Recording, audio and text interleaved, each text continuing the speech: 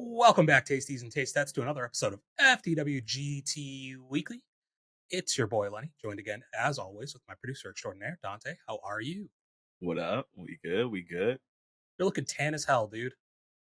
Am I? I think they just call that being black, but yeah, sure. Fresh off an island vacation, Dante is back with us. How was your vacation? Good. Island boy. Were Yeah, you an no, it was island good. boy? I guess they're Yeah. cousins, dude. Or brothers. I don't know what they are.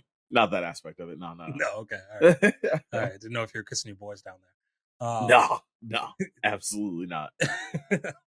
Was it good, though? Nah, it was a good time. Yeah, I liked Yeah. it out there. Puerto Rico? Yeah, Puerto Rico. Bad yeah, accent.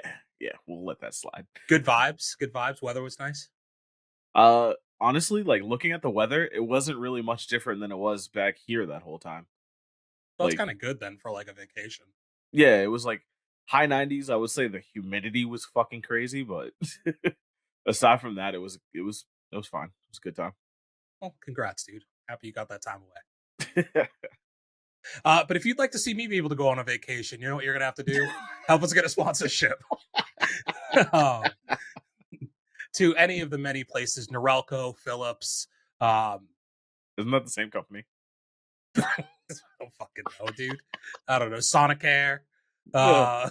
Uh, what else? Manscaped. Oh, you're going for all the personal care brands today, huh? Yeah. Wall, Oh yes. Wow. Yeah. Wally. bra. Yeah. Any of those, but in order for us to do that, you do have to like, comment, share, and subscribe to the podcast, as well as have a little notification bell somewhere on the screen. Thank you very much.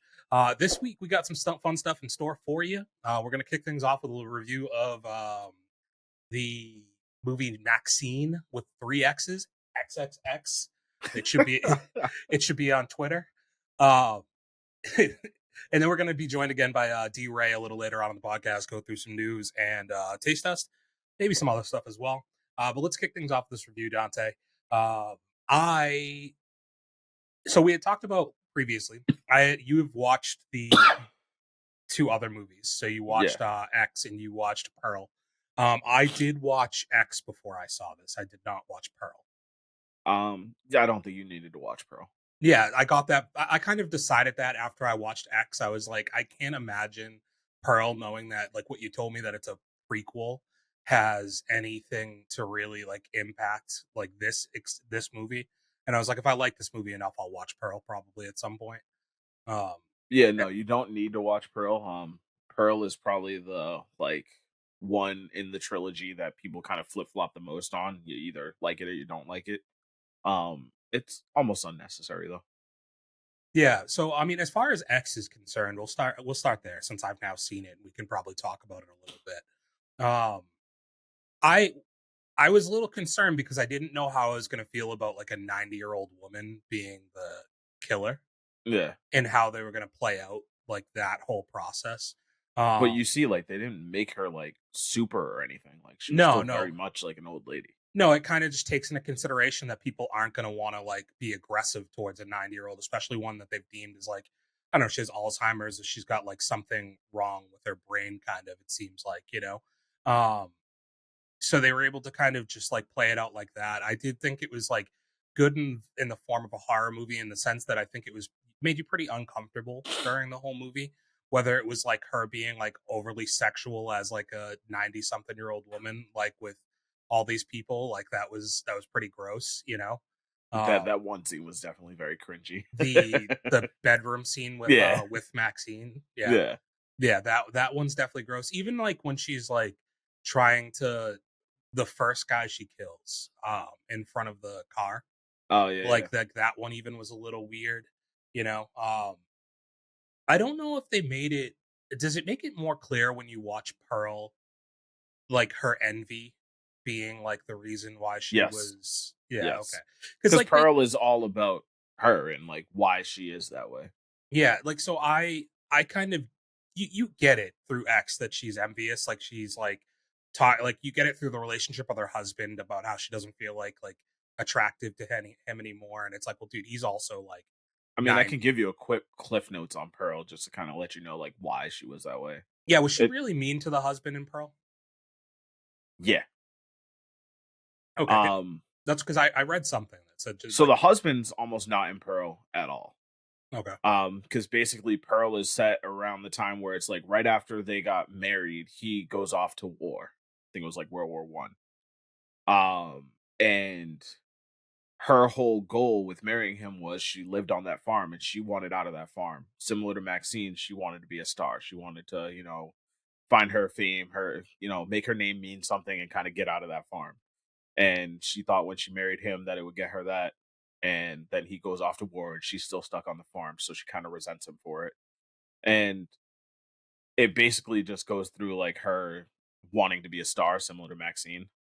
And then he like gets back and she's done all this shit. She's like killed people and shit, and he kind of just stays by her side. So that's why they stick together.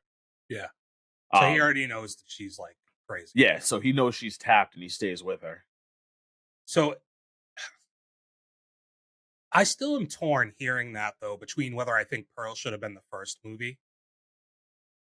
versus the second. Like I know you said it doesn't necessarily matter what order you watch it in, but No, like would it have been I guess it not being able to go back to when X came out to know that like you're watching this movie and you know it's a horror movie, but maybe you don't know who the killer is going to be, and then all of a sudden it's like the old woman. Versus no, if but you they had have make it very seen, clear who the killer is going to be right in the beginning of X. yeah, yeah, like because so then like, do you think it would have been better if you had seen Pearl and the whole time you know like this woman's past and you know that she has it in her to be like a murderer, and if that like that these people are just kind of like in the lion's den, so to speak. Honestly, I think it's interchangeable, and I kind of liked watching it in the release order just because it was like, holy shit, this lady's tapped, and now I get to watch this movie and kind of dive more into it and be like, oh, that's why she's tapped. Okay, I gotcha. Um, I I was caught off guard by the casting, like Brittany Snow in X. I was kind of surprised that she was in it. I don't know if you know her from like I've she's in seen like her in other things. Pitch Yeah, Perfect stuff like that. She's yeah. just a little more like it's weird because I picture her as more of a clean cut like She's more like a actress. glam girl kind of thing. Yeah, Yeah. and granted, I think she did a movie where she's on a road trip and she's like a sex addict trying to recover. So like she's done some like raunchy roles, I believe, as well. Um, but it was like a little bit like, oh, okay, like Britney Snow's in this. Wow, like in a porn movie. Um, this is going to be kind of crazy. And yeah, I thought like all of that was pretty good, you know. Yeah. Um, and then the kills were all good. I the husband like kind of flipping at the end too and being like, yeah, I gotta like kill this motherfucker as well. Yeah. I thought worked. So yeah, overall, I liked X. I think it lived up to kind of everything I wanted it to. Jenny Ortega, I guess this was a little pre like her blow up. Like this is one of her first movies and kind of her blow up. So I think you watching it with my eyes for today, I'm like, wait, are they gonna like keep her? Like, is she gonna live through this? You know, because she's just kind of trapped in the basement for most of it. And she Um, was very much just a side character. yeah, and like the way she dies is like funny in a way, just because like Yeah. I get why she freaked out the way she did, but it's like this girl just saved you, and like you're not gonna like listen to her. That like you shouldn't be screaming and freaking the fuck out, you know. Meh. But yeah, getting to Maxine. So Maxine takes place in the '80s. When did the original did X take place? Was it like mid So '70s X or X takes place in 79. Pearl takes place in eight 85? 1918, I think. No, Pearl is 1918. That's the I'm talking prequel. about Maxine. Oh, Sorry, yeah, Maxine was 85, yeah. 85. Yeah. So it's like Um. 6 years after this murderous event. So we'll do no spoilers, and then we'll do some spoilers, I suppose, a little later. I liked the vibe, right? Like I liked the time period. That was definitely my favorite part of it. I mean, I love the 80s, Yeah. and I think they did a great job of like setting that scene. Like the sets were great, the lighting and the cinematography was really good. Like I love the overall vibe of it. Even like I don't know if these really exist still, but like the quarter like striptease rooms, maybe that's like in just Vegas or something, or I feel like Hollywood that's still. more a European thing. Yeah, yeah, like that's such a weird vibe, like being behind like a two-way mirror and like just dropping quarters in to like watch a girl strip is like just something very much of its time, you Yeah. know. Like I don't know if I could see that existing now. Like it's just like No, So it couldn't. creepy. Yeah. It you know where that would work? If they you know how like sperm banks? You know, like instead of them giving you like some like used magazine or like some shitty porn tapes at a They sperm give bank, you they live like action. yeah, like you drop quarters in. You're like, if you want to pay for this, we do have girls. You Oh know? my god. Because it's like dudes are already depositing in those rooms anyways. Like you have to know when you're in that room that the dude before you just fucking beat off somewhere in this room. You know, in this same chair, his sweaty ass cheeks were like mine are now Yeah. here. Jesus um, Christ. but yeah, you kind of pick up with like Maxine, and not a ton has changed aside from her location, right? Like she's kind of the same person with the same aspirations who hasn't quite made it yet. You're just a little closer to her Well, making no, it she to her definitely has dreams. made it. By the start of this, she's made it as a very successful porn Well, star. porn artist, yeah. Like I guess, but like so her means have changed a little bit. Like she's driving a nice car now. She lives in Hollywood.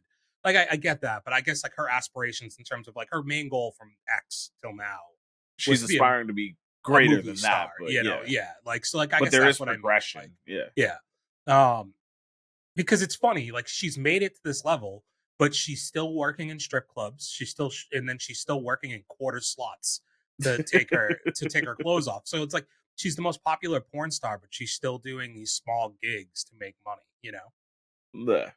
so like that's where I guess I feel like she's kind of still she's elevated to the point where she's notable enough to be going for actual acting roles, but she's not even getting commercials. Like right, like that's one of the things Bleh. that they say, like the good news bad news thing at the very beginning. Like you didn't get this commercial, but we did get you a horror Bleh. movie. So yeah, I liked that aspect of it, like the time period. I thought she was very good again. She's definitely good. She's not my final girl, my favorite final girl. Like of horror movies. Like I think she's fairly low on the list for me. I don't know how you kind of feel about that. Um, I mean, I guess I don't have as much of a attachment to that as you do, so I won't say where she falls on that ranking because it'd just be a BS number I'd throw out. But I do like her a lot. I like, her acting style and the character she portrays and how she carries it. Like so I like the thing that makes her different as a final girl is like I don't know that you're really rooting for her. Like she's not like a good person, you know? Um she's a better person in X, but you can tell like the character growth from X is that she is far more like ruthless now. Um, Yeah, she's gone through a traumatic event and she's a whole different person now. yeah, like she's just very much like I appreciate as a final girl that you don't want to fuck with her, right? Like she'll fuck anybody up. She doesn't care. She's done it before, so it's kind of taken off that edge of being like a fucking killer at this point. You know, like the Uh, end of X with her just like backing up over the old woman's fucking head. and then she even Um, calls back to that Maxine when she's talking to the dude and she's like, yeah, the last person that fucked with me got their head blown up or something like that. yeah, crushed or something like that. Yeah. Yeah. Do you find it odd that she wasn't like because they had the camera from X, right? Like Yeah. they found the camera at the end, so they knew that there was another girl there. Don't you find it odd that like the police were never looking for her? I think they were. And like part of what happened later in this movie is she changed her last name. And I think with the technology available in the 80s, she wasn't as easy to find. But It's like, not like today where there's like, social media and there's cameras everywhere and everybody has a phone you can ping and all that shit. but you said it yourself. Like she's like the biggest thing in porn at this point, and like you're not They've telling seen me her that face. Yeah. these dudes in the police office weren't yeah the police station weren't seeing her face and being like, isn't that the girl that we saw in that porno from that huge murder? You know, Huh. because they've probably watched that video a couple times too. You know, Let me um, borrow this one from evidence. yeah, yeah. So like, I thought that that was like the only thing where I'm like, why has nobody been investigating her for this murder? That was like pretty prominent, right? Like, weren't they showing news stuff for it at the beginning of the movie, and also like seven people died. So you Yeah. know, I feel like more like some people should have like they should have been like at least acknowledged why like how she's been able to evade any type of police catching. So I I understand what you're saying as far as technology and the last name thing, but the face is the face. Like, Yeah, sure. I mean, I think and at then the end of the day, she's it's about to be just in a major movie. yeah. I You think know, at the end of the day, that's just the way they wanted to tell the story, and I don't think you should really peek too much for plot holes because I'm sure there's a ton of them. Mhm. It's more so just enjoying the experience. Where did her eyebrows go? She didn't have eyebrows. Not really. I don't know if I noticed that. Yeah, you're gonna have to watch it again, dude, because like I'm staring at her on all those close-ups of her face, and I'm like, where's her fucking eyebrows? Like, What the fuck? where are this girl's eyebrows, dude? And especially it was off-putting because like all the other girls that you kind of meet in the movie have like dark eyebrows too.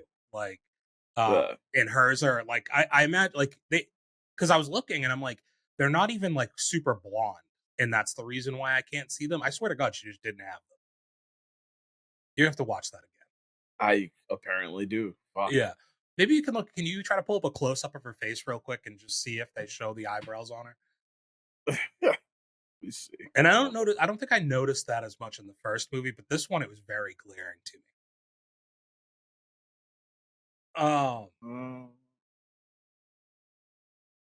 What did you think of the rest of the cast? Because obviously she. Okay.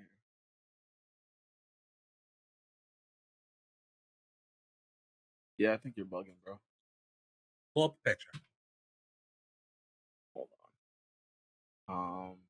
Dave usually does the screen share. I don't actually know how to do it. It's just at the bottom of the screen. It says share. Share, and then you hit screen. I see. Do you see that? No. Well, I don't know how to fucking work this. Oh my god. Producer extraordinaire. Oh There it is. no. So that's not in this movie, Is that not in this movie? That's definitely in this movie. brother. Trust me, those weren't her eyebrows. Oh my god. Oh, hold on. Can I find a larger image? This is actually a small one. Fuck. I think I did find it though. Like that looks like she has eyebrows. I swear to God, like I wouldn't be saying this if that's what they looked like the whole movie. That's what I was looking for. Because there was a scene where she was doing her makeup, and I was like, is she gonna draw on some eyebrows here? uh, Yeah, okay. But like you see, like there's nothing there. I I see what you see now. I don't know how I didn't notice that, but yeah, The they're whole barely movie, it's there. kind of like, and like that's kind of like a tough picture because it's like it's further away, and like the lighting's a little like the exposure's a little weird on that picture. But that's essentially what it is, the whole movie, right? Sure, fine. I'll Um, get you one more. Uh yeah, okay, here we go. Yep, where are they? yeah, they're not there, I don't think. Is She that to just make didn't. her look crazier? Is that on purpose? Yeah, like I couldn't tell. I'm like, like she didn't get burned anywhere in these movies. Like where'd they go? But so she was obviously very good, and like at the end of the day, like she's the most important role in the movie. So as long as like you can get behind her, I enjoyed her arc throughout this movie. Of like, I think you got good character growth to the movie. It's tough to really go into it. I kind of want to jump to spoilers here in a second because like I want to Yeah. actually just talk about the movie. But what do you think of the rest of the cast? Like you had Bridget Moynihan as one of the police officers. I forget the other Uh cop's name. I don't know names, so not really gonna be able to help you there. I think the biggest other standout for me was Kevin Bacon and Yeah, he was great. who's the guy that played her agent? I don't remember his name, but I also agree with you on him. Like they would actually, you're right. Like Giancarlo Esposito. yeah, like though they would be the two biggest standouts outside of her. Yeah. Right. Kevin Bacon was great. Yeah. And I can't say I'm surprised that he was great, but like he was like perfect in like the sleazy role. Um, him becoming more like pissed off and more aggressive was really good during it too. Yeah. I think that he was like it was interesting seeing his name attached to this movie, but I think he played kind of the perfect role. Um, and like I think he was the right vibe for the time period that they were going for too. Like just when you first meet him and he's in that like the upper floors of a hotel ripping a cigarette inside, like just talk Yeah. like being a dickhead. Like I loved all of that. Yeah. So um before you jump into spoilers, like what recommend? Do you not recommend? Ultimately, I think I go with recommend. I mean, like, I'm not gonna go out and say, "Oh my god, this is the best horror movie." Like this reinvented horror movies, like it's something you absolutely have to see. But at the same time, I think it's a really enjoyable watch if you don't try to pick it apart. I think we'll explain this more in spoilers. I don't think this is a horror movie, personally. I don't think Um, so either. I'll lean with you on that. like I think X is a horror movie. Yeah, I don't know about Pearl, but like I thought that this being in the genre of horror was kind of a letdown to me. it's In a almost more way. like action thriller, Yeah, I maybe think a little thriller suspense. thriller would have been the more apt. Like it's like a crime thriller Yeah, to a point, you know? Um to where like there's nothing in this that's scary, you know? no, Like unless you're considering like I think they only classified it as horror because there's gore. I was Really. gonna Like say, yeah, I like think that's really the only thing that made it somewhat jump into a horror genre, but as far as like the movie itself, like I think that that was the only letdown to me going into this. And you know, we'll get into this, but like I had a lot of questions about how they were going to make this sequel work, you know, because generally in horror movies, in order for them to maintain being a horror movie, you need to be able to take that killer and have them go from movie to movie following your yeah, and the killer dies in the girl. first one, so You yeah, know, like so it was kind of like where are they going to take this in a shift that is able to continue the story and maintain it being a horror movie? Um, and I'll again I'll give you more of a deep dive there. So like I'm a little in the middle on this one, right? I ended up I ended up liking it enough that I would say if you watch the other ones, um, check it out. If you want to see a really strong performance from a lead actress, like I think that this is very good in that regard. Um, and I wasn't bored at all through this movie. Like no, I was pretty entertained throughout the whole thing with kind of seeing how stuff was playing out. But it wasn't a horror. So if you go into with the expectation of like I want to watch a horror movie, you're not in the right film. But if you want to watch like a good thriller with a little bit of gore and like a fun time period, I would recommend. Okay, so 3, 2, 1. spoiler. All right. Yeah, so here's my thing going into the movie, right? About the horror thing. Like as I think I talked to Dave about this like the day before I saw the movie, or the day of seeing the movie, maybe. I was trying to like in my head, I was like, the only way I could really see them going, and I realized as soon as I started watching the movie what they were gonna do, like it registered to me, and I don't know why I forgot all the stuff with the dad in the X in It X. was immediately apparent for me. Yeah. But so prior to going into the movie, I was like, I feel like she's got to become the killer, right? Like, and I think in a way she is, you Yeah, know, like the scene in the alleyway that you referenced, right, where she tells the guy like the last person who fucked with me, or did she say that to Kevin Bacon? she. I feel like she said it to the dude in the alleyway. That's what I think too. So like the dude in the alleyway who she's just fucking like ruthless to, um like tries to mug her in an alley and she turns around with a gun and is like get on your like strip naked, get on your knees, face down, ass up, and then she just crushes his fucking nutsack, dude. Like that's the most horrific part of the movie. It definitely is. Yeah, Um, they give you a close up on that scrotum crushed, dude. I like that they set it up this way to let you know like how ruthless her characters become. Yeah. Um, but yeah, no, that was definitely like that one had me like wincing, like I like squeezed my legs together. I was like, oh fuck. Yeah. Yeah, I was like that was definitely the scene where I'm in the back of the theater like, "Oh, I don't know if I like that." Like, "Oh my god." you know. When did you see this? Wednesday. Last Wednesday? Yeah. Um, theater, decent amount of people in your theater? Just random question. Yeah, actually it was pretty packed. Yeah, I saw it on Monday night at like 10 p.m. Like, and I had probably like 9, 10 people in there, which is pretty good for like a late showing on a Monday. Yeah. Like people showing up When late. I went to see it, it was the early access screening and it was pretty decently filled. Yeah. So I had some questions going into it about how would they continue the story. Um, and one, like you said, like once the movie starts, and I'm like, oh shit, I forgot about the dad. Uh, I was like, it's But very apparent what is happening here, uh, as far as where they're going to take this. yeah, One character we didn't talk about is the owner of the video shop, okay, or yeah. like I don't know if he just worked there or if he owned it, but like the guy from the video shop. I'm gonna assume he was just working there. What do you think his actual relation?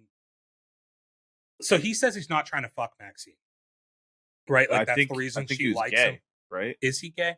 Like they were just they had the sleep on the couch moment, like, but I think he had like kind of a gay tone to him, and he said he wasn't trying to fuck her. So I guess that's where you get implied that he's gay, but he didn't really do anything. Like, not that you have to be like, like outwardly gay to be gay, but like I think I could Yeah, maybe even appreciate that a little bit, that it wasn't like we need to make it very clear that this is the gay best friend. Like, he was just kind of a yeah. dude to me. Like, I don't know, like he was just like a dude who, what, like to his point, wasn't trying to fuck her. But it's weird because aside from being like the most emotional you've seen her in either one of these movies, like that death really seemed to hit her. As opposed to, interestingly enough, what did you think of Halsey?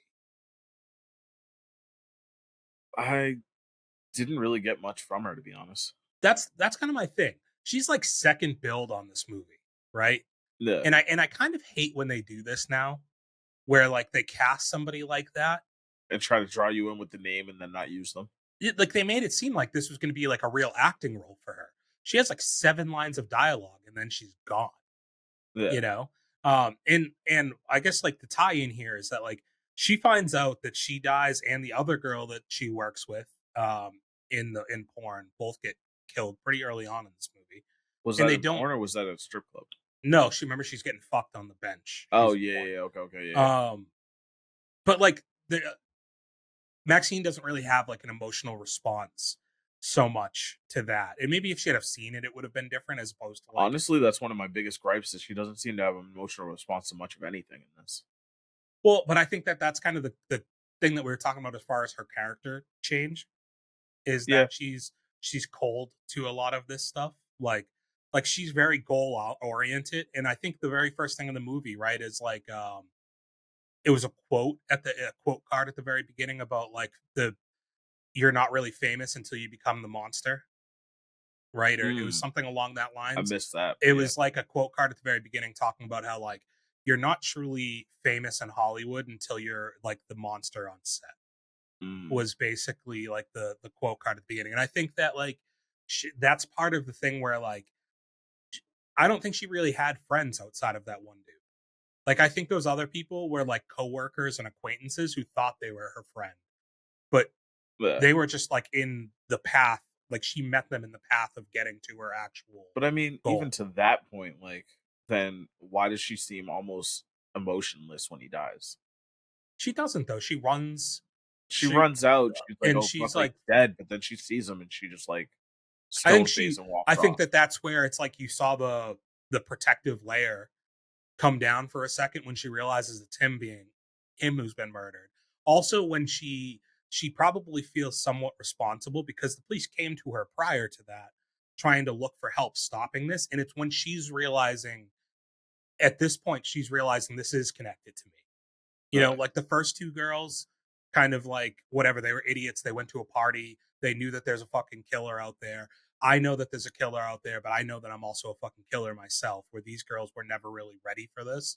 So like they Yeah. brought it on themselves. But with this guy, she's now had the interaction with Kevin Bacon. She knows that there's somebody trying to extort her, threaten her.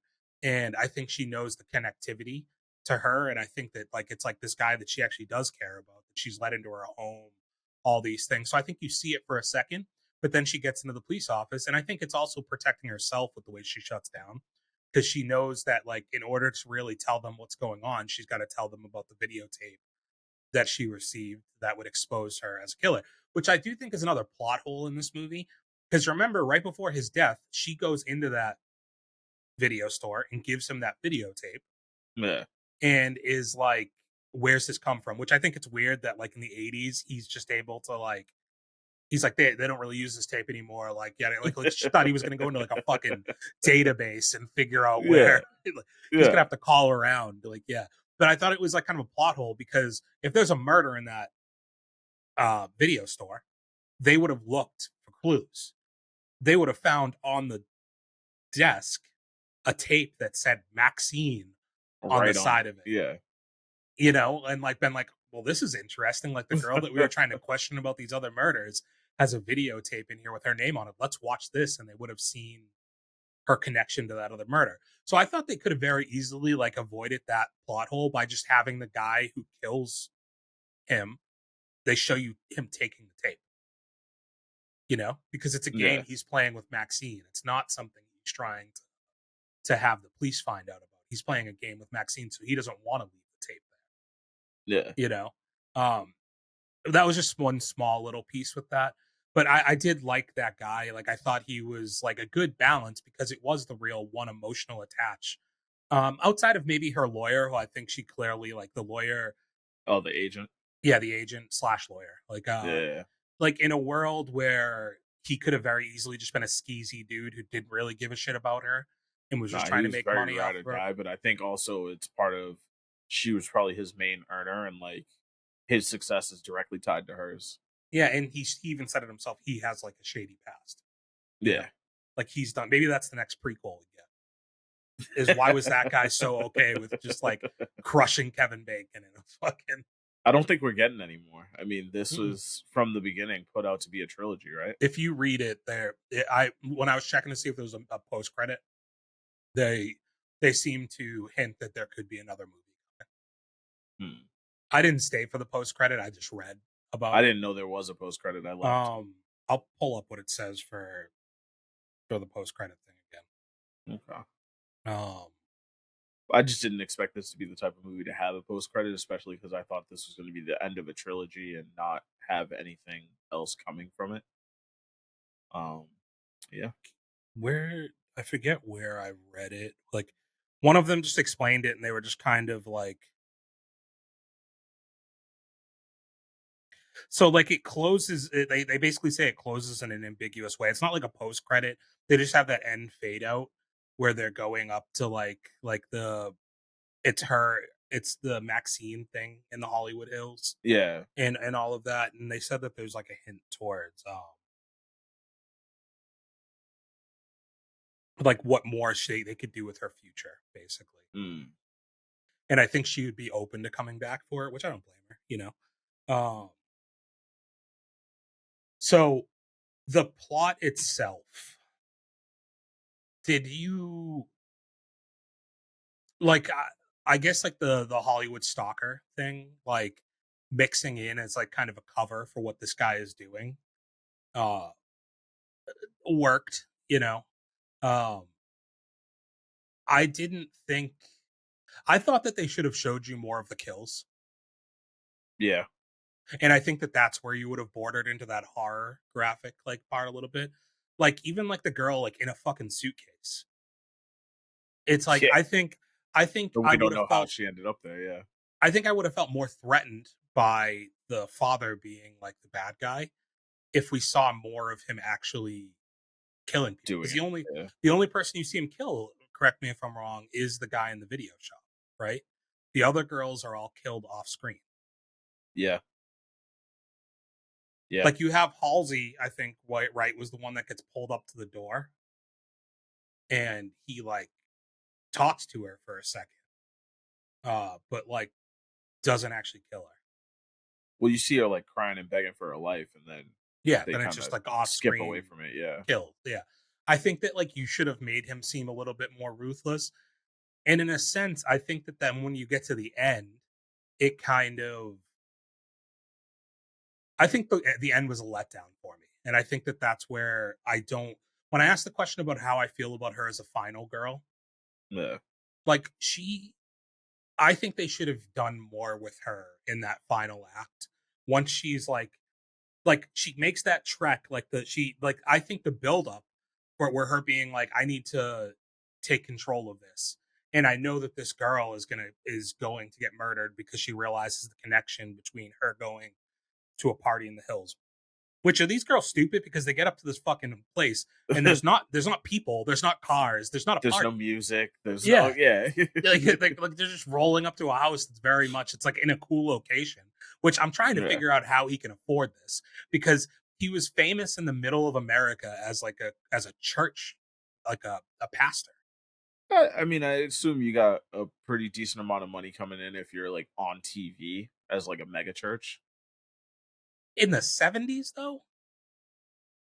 It's all Like, relative. it's not the same, like, level of exposure that you're gonna get if you're doing it now. It's not like today, I feel like, where we have these guys that, like, who's that really famous one who has, like, the Texas mega church, who I remember Oh, during COVID, like, wouldn't open up his church to, like, people coming in, or, like, maybe not during COVID. Was it, like, during, like, maybe it was a storm or something? I don't fucking know.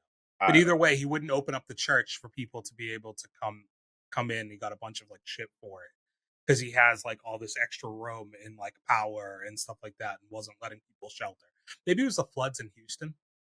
I can't remember. It doesn't really matter.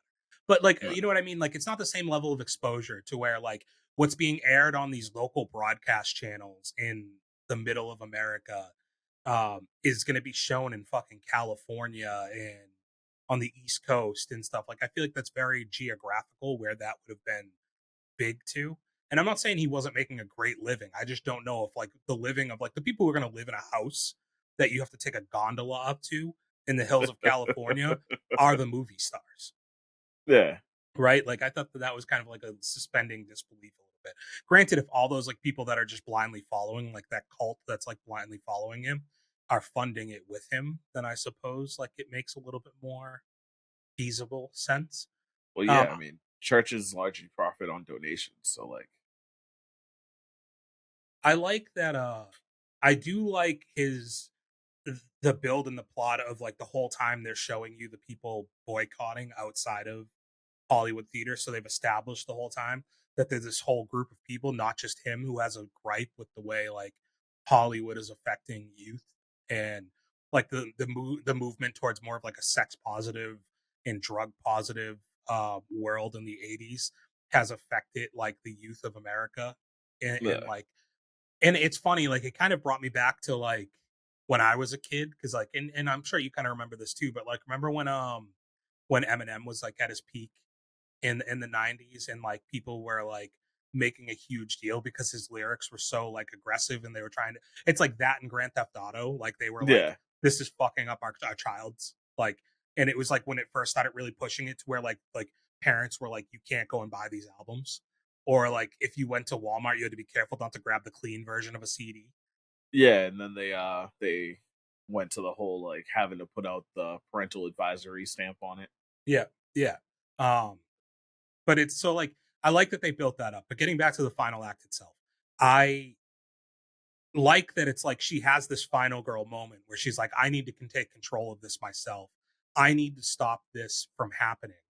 But then she doesn't really do shit. Like, she gets caught immediately. She's basically dead to rights on her own. So I don't know about you, but like she knows she's going up there to confront this killer. We know she owns a gun. She has the gun, doesn't she? Does she? She goes into the house with the gun in her hand. Yeah, I Oh think so. yeah, she does. Okay, never Yeah, mind, never mind. yeah. She brings the gun, but like she's just apprehended like within, and I get it. It's like the shock of realizing like, oh, it's my dad. You know, like that's the person who's been tormenting me this whole time. Yeah, I've been running from him forever. It's like the being confronted with her past that she's very clearly tried to like get herself away from. But then like she just gets tied up, and I like that the guy's like filming his own movie. You yeah, know, like I'm gonna profit and become famous off of the sins that you've committed, you know? Like, you've driven me to do this to become try and make myself famous, yeah. you know, which he's like wanted this whole time because he's been on TV her whole life, basically. Um, I mean, the movie thing also makes sense in the sense that like he was against the way like Hollywood was like putting bad influences out in movies. So like him wanting to do the whole like churchy thing and we're gonna do an exorcism, like it all made sense. I think it played well. really high quality filmmaking too. Like the lighting was spectacular. He had multiple angles on the videotaping. Like Yeah. he had an eye in production. I'll give him that. Like it was good. His exorcism was trash. Yeah. Like he wasn't getting any demons out, especially after I just saw Russell Crowe deliver like a masterpiece of an exorcism like 3 weeks ago. Like I, I'm like, this ain't working for me, buddy. Oh Uh, god. and but like she's not going to save herself. Like the cops had to show up to save her, right? Yeah. Um, good on them for like shooting the fuck out of almost everybody. Like they mowed Yeah. through a lot of people. But like she has the knife. She's like able to get out. I don't know, like was she ever gonna pull that out if like because she's gonna get her face branded. It's like I would have had the knife out already, try to figure it out. Yeah. Granted, they would have stopped me, but I'm not getting my. This is the moneymaker. Like you're not. We can't like fucking hit me with the scarlet letter anywhere else. Don't. She already doesn't have eyebrows. She can't Yeah, risk more to her yeah, face. yeah, and she has that birthmark, dude. Like she's got enough going on, dude. Like you do it on my chest. Like let me wear it that way. Like I don't know. But yeah, I just don't think she did enough as a final girl, like to really put her up there for me. Like I know she's a badass. They've done a good job of establishing she's a fucking killer. And Yeah. she kills one person under the water, and that's like a defensive kill. It's not like her deciding I'm gonna be the fucking like murderer here. Like Yeah. I think in a way I would have liked to have seen her have to kill a few of those guys in like an aggressive way before getting to the dad for me to like anoint her as like a very good final girl. It's not her fault. It's the execution of the movie. Yeah, no, they played out all that stuff more like an action movie than a horror movie. Yeah, you built up to her being like you built her character up well enough to where I know that she can do this if she needs to. But then you had the police do most of the actual work. Like Yeah. right up to she didn't even have to kill the dad. Like that's like my final gripe with it is She like did kill the dad though. she did, but Oh. he was dead, dude. Yeah, Like, yeah, yeah. you know what I mean? Like I think that and it's fucking hilarious. I don't know if if Bridget Moynihan lived. Like she takes the cross to the fucking eye. Yeah. She's just like, I got him. I think you're confused I because he don't know if definitely you got saw you. it there, yeah. Yeah, yeah, you definitely got you. And then you tumble down the Hollywood Hills. I think it would also would have been a fun thing to like do a cut scene to the like a hill shot, and you just see her You see like her tumbling down. because like how far did she roll? They were really high up there. Yeah. But I think it would have been like better if she takes the cross to the eye, and then at least Maxine has to actually face her father in some type of a fight. You know, instead, like I appreciate the dialogue that they were able to have, and like the dad kind of being like, "I always wanted what was best for you," and like Yeah. her kind of saying thank you in a way to her dad because like 'Cause, those are like, the that same. was ingrained in her head, and that's what got her to the point she Yeah, is. like he thinks that she strayed off the path. Like in his mind, she has gone the wrong direction with her life, but in her mind, she's just taken everything that she's been taught since she was a child and applied it to this. Like I'm gonna do Yeah. whatever I have to, and if that means taking dick on film, like I'm gonna take dick on film. If that means that's gonna be the step that gets me into Hollywood, you know. Yeah. Uh, Also, would she be heralded as a hero when like the police are like Maxine, Put like the we weapon see down. you Yeah, put the yeah, yeah. weapon down, and they have her on a spotlight, and she does not put the weapon down. She blows this man's head off. Yeah, like into a million pieces. I don't know if she's a hero in that regard. Like No, I she think, should have been arrested. She yeah, I should think, be a movie star. yeah, like they were like you went through a heroin experience, Maxine. Like you're a real hero in this. Like you were able to kill your like crazy father. It's like did they please not say that like this man was defenseless when she murdered him. Like No. you know, like it would have that's where I almost think it would have made more sense to make her a hero if the police roll up with the helicopter and they both have weapons and she shoots him She has to then. draw down on him, yeah. Yeah, like something like that. Like and then maybe she has that final conversation with him or something. I just thought that that was between not really executing well enough on like the final girl stuff and like the build up to the end, and then that little part at the end.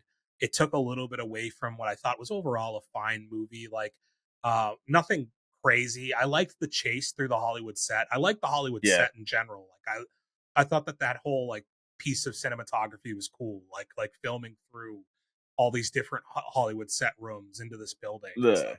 You know, I thought that was cool. That was cool. and the Bates Motel thing, that's from an actual other movie, right? They tell you Psycho. Gotcha. Yeah, yeah. Yeah. Which like I think that's where this movie, funny enough, and I think they did this intentionally, like that's where this movie lives up. Is like I don't It's think it was almost a trying to parody movie. Yeah, it wasn't trying to be a modern day horror movie, right? It was meant to be of its time, like a horror yeah. movie. Not of its time because it's obviously from now, but like the But time it's like an period that homage to that time period yes. of horror movies. Yeah, Yeah, very much so. And I think that's why they classified it as a horror. I just think in modern terms it doesn't really fit, play. and Yeah, then it just didn't execute well enough on some stuff. I don't know that we need another one. I'm fine if they do. They find a way to make another one of these. Like I think she's I good think it does better if they leave it done here. as it is. Yeah. Yeah, Okay. Let's get into our stars and rankings. yeah. Pulling my list up right now. I actually did. I think I dropped this higher up than I originally thought I was going to. And I already talked about this pre spoiler, like mainly because I think she's very good. I did enjoy the time period. I was pretty entertained through the whole movie, and the only thing I was truly let down on was, I mean, it's realistically like the most important part of the movie It's was just not an probably the actual horror movie. well, and like the just that whole last act I thought was like kind of a letdown in terms of execution. I Um, mean, I agree with you on that. I think they did a great build up, and then the last act just almost felt like a throwaway. Yeah, just not enough of her and too much of like characters that don't matter in the grand scheme of the movie. Um, Doing that because like the cop wasn't a likable cop, so you don't really feel bad about him dying, Nah, right? Like I don't think that you feel bad for him. And Bridget Moynihan was good, but you didn't get enough of her to feel like a true attachment to her as a police officer either. Um, nah. like her death was funny. Um, and then yeah, like just not reliant enough on MaXXXine doing the work. But I still gave it a pretty good rating. I gave it 3 stars. So did I. Yeah. Like I thought it was good enough. It is, I believe, my lowest rated though. My lowest of my 3 star movies, basically. Okay. I have it at actually no, Monk I have it in front of Monkey. So I have MaXXXine at 22. All right. I think I have it a lot higher. I have it at 13. Wow, you put it a lot higher. Yeah. So what do you think it's better than? You didn't say it's better than like Unsung and Arthur the King, right? No, it's behind those. Okay, because I've been like sitting here like you've been putting those movies in front of like things that are significantly better than it. Because I do have those 2 movies in front of Maxine. I have it right behind Quiet Place. Okay. I have a very large gap of movies between that. Yeah. Like even you said you have it at 11 or 12? 12. Yeah. Yeah, like I have so many other movies that you must have lower ranked. Yeah. You said it was the lowest of your 3-star movies. It's the Well, highest of mine. Monkey Man is the only one lower for 3 star movies for me. Yeah. But like I have Unsung, Arthur the King are 3 star movies. You know, Yeah. Inside Out, Garfield, Ezra. Even like here's the thing, like you didn't see it, but like Love Lies Bleeding is a better version of this movie, I think. Like as far as Mm. like a movie that is like uh very acting heavy, but like a very like psychotic, like aggressive, gory murder movie, you know. Mm. So I mean, good enough though. I think we both enjoyed it. We both coming in at 3 stars. I think it's good enough to recommend for the reasons we said earlier. And you know, let's Yeah. let's get into Dave Ray. Let's welcome in the homie. All right, and welcome, D Ray. How are you? Great. How you guys doing? Even Chilling, better chilling. now. Ah, love to hear it. It sucks when it's just Dante here, you know. Yeah, Wow. I feel that. Do you see Dante's tan, dude?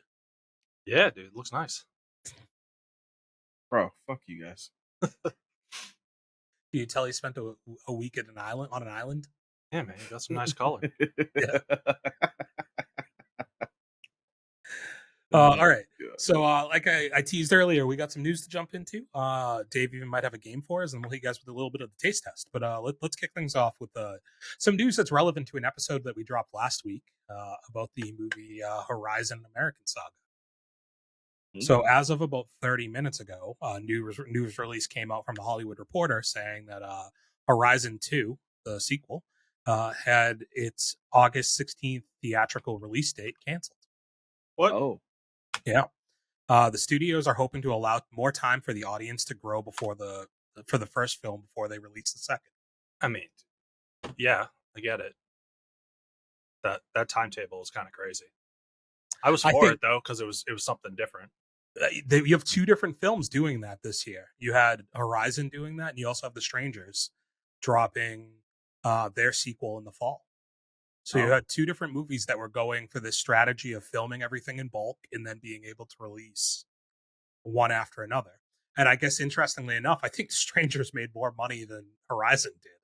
And The Strangers like blew its budget out of the water, even though people didn't really like it, as opposed to what I think with Horizon, people have enjoyed the movie. So like we're gonna get Strangers Chapter 2 in the fall. We're looking like this to get pushed back, and who knows, is it gonna be end of the year?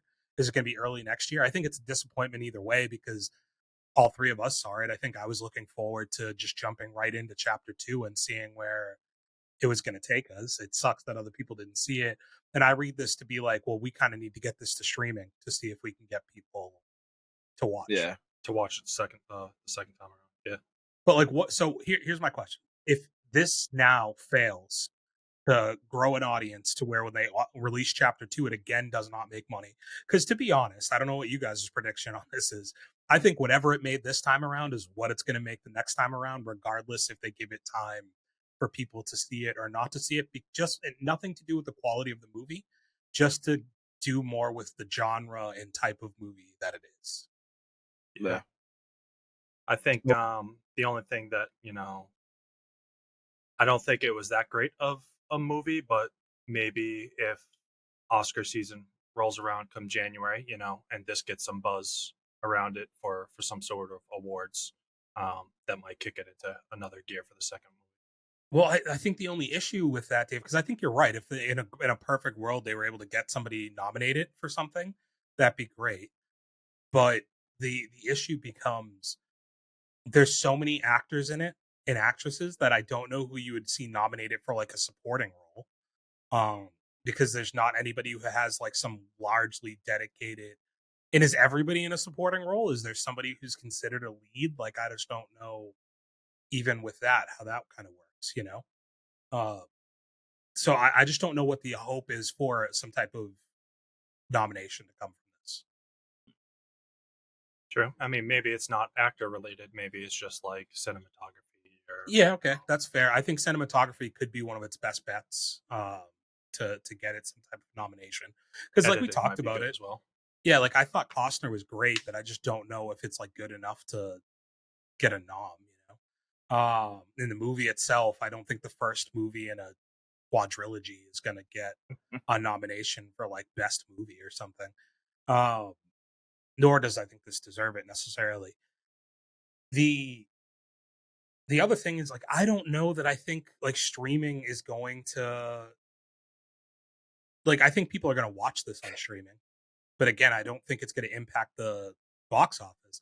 So is there a world by the third and fourth movie where they just sell this off to a streaming platform? Or what if they just don't make a third and fourth movie? I think they already made them. Didn't they? Did they make the whole thing? I feel as though they finished everything. And that's why they were planning to release in quick succession. I don't know. You guys are the look people uppers. Look, I think that they had. I think they had finished them all. Maybe I'm just basing that off. Like I know The Strangers.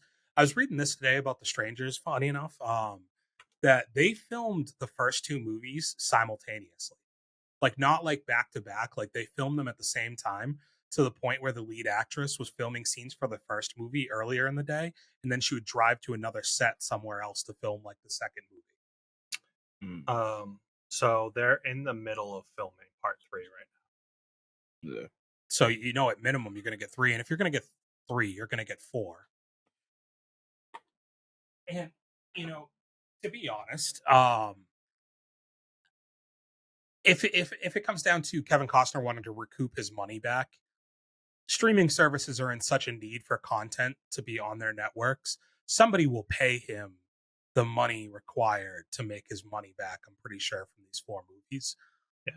The thing is, I think that like there's the pride aspect of it when this is like something that I think was very close to his heart as like like this is his baby, so to speak, And I think that like that would be a very huge hit to his ego and everything to have to not let these be full cinematic like releases. Yeah, I think this being like a pet project of his and not really doing as well as he would hoped. Man, I'm thinking that this is probably shooting down any chance of Waterworld 2.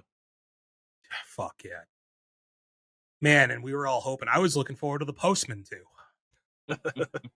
And I wanted to see Dances with More Wolves. What is it? The greatest game ever again. Yeah. The greatest game we replayed. They just played the same exact game all over again. It's just him. It's him talking to his grandchild about it. Oh god. Yeah, I don't know. It's a bummer. It sucks when this stuff happens. I think we kind of knew that, like talking about it last week, like based on its performance, that like it was going to need a strong push for it to gain any traction for part 2. So, and it looks like I think it's only up to like 24 million right now, about 23, 24 million in the box office. Yeah, I mean it's a flop, right? Like it's at this point it's classified as a flop. It's not a flop, and wasn't even going to bring this up in news.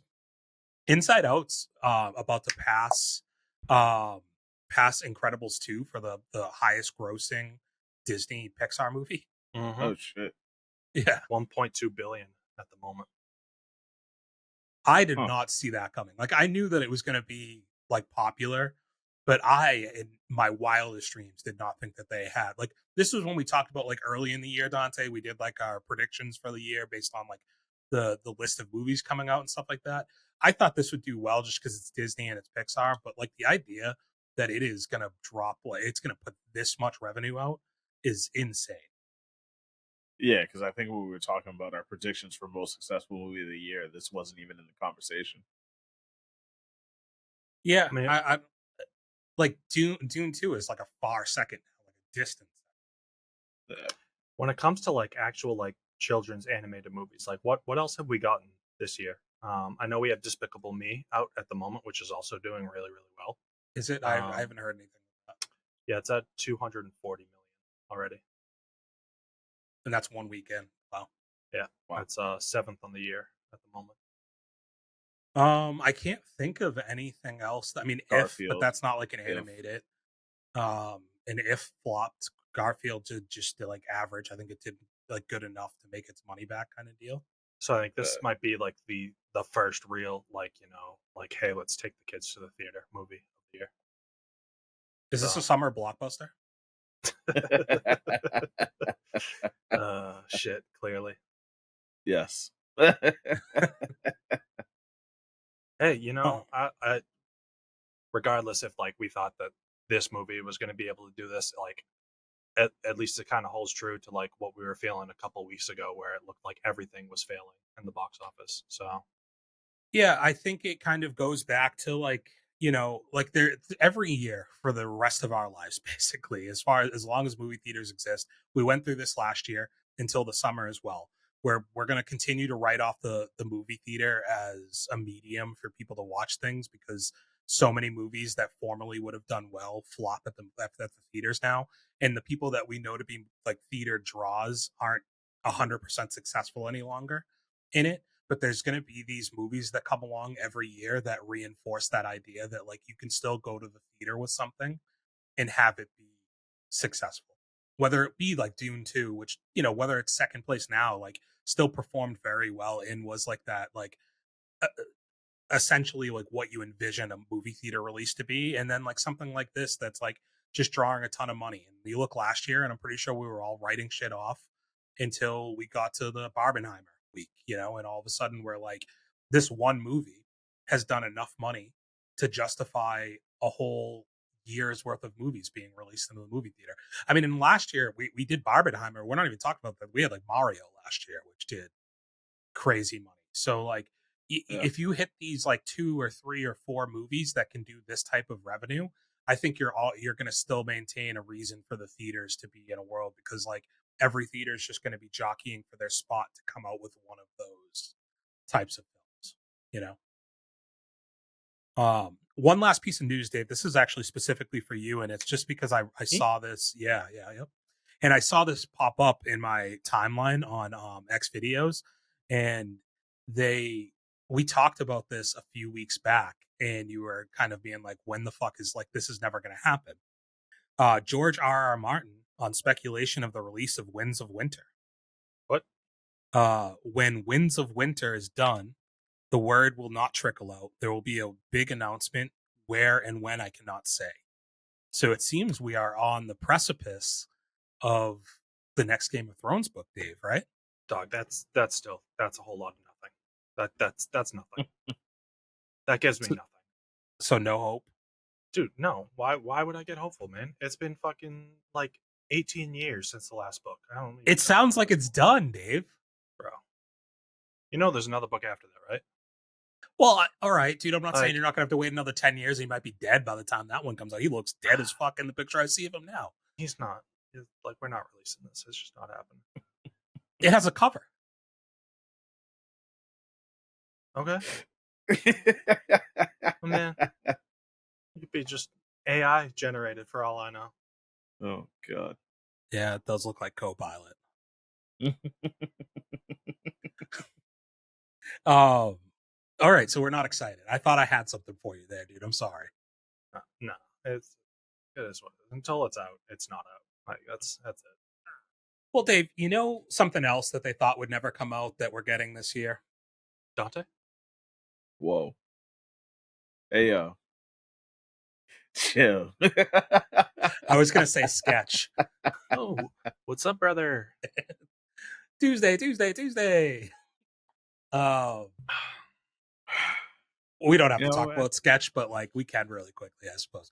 This whole week has been fucking ridiculous. Like 2 weeks after we talk about Dr. Disrespect with like an actual controversial thing that should like matter to people, and like we gave him the benefit of the doubt, like a lot of people gave him a couple days before it was like definitively like, well, that was probably a little fucked up and you shouldn't have done that. Sketch just does some like, you know, normal ass gay shit and filmed it. And Bro. we were like, "You're done."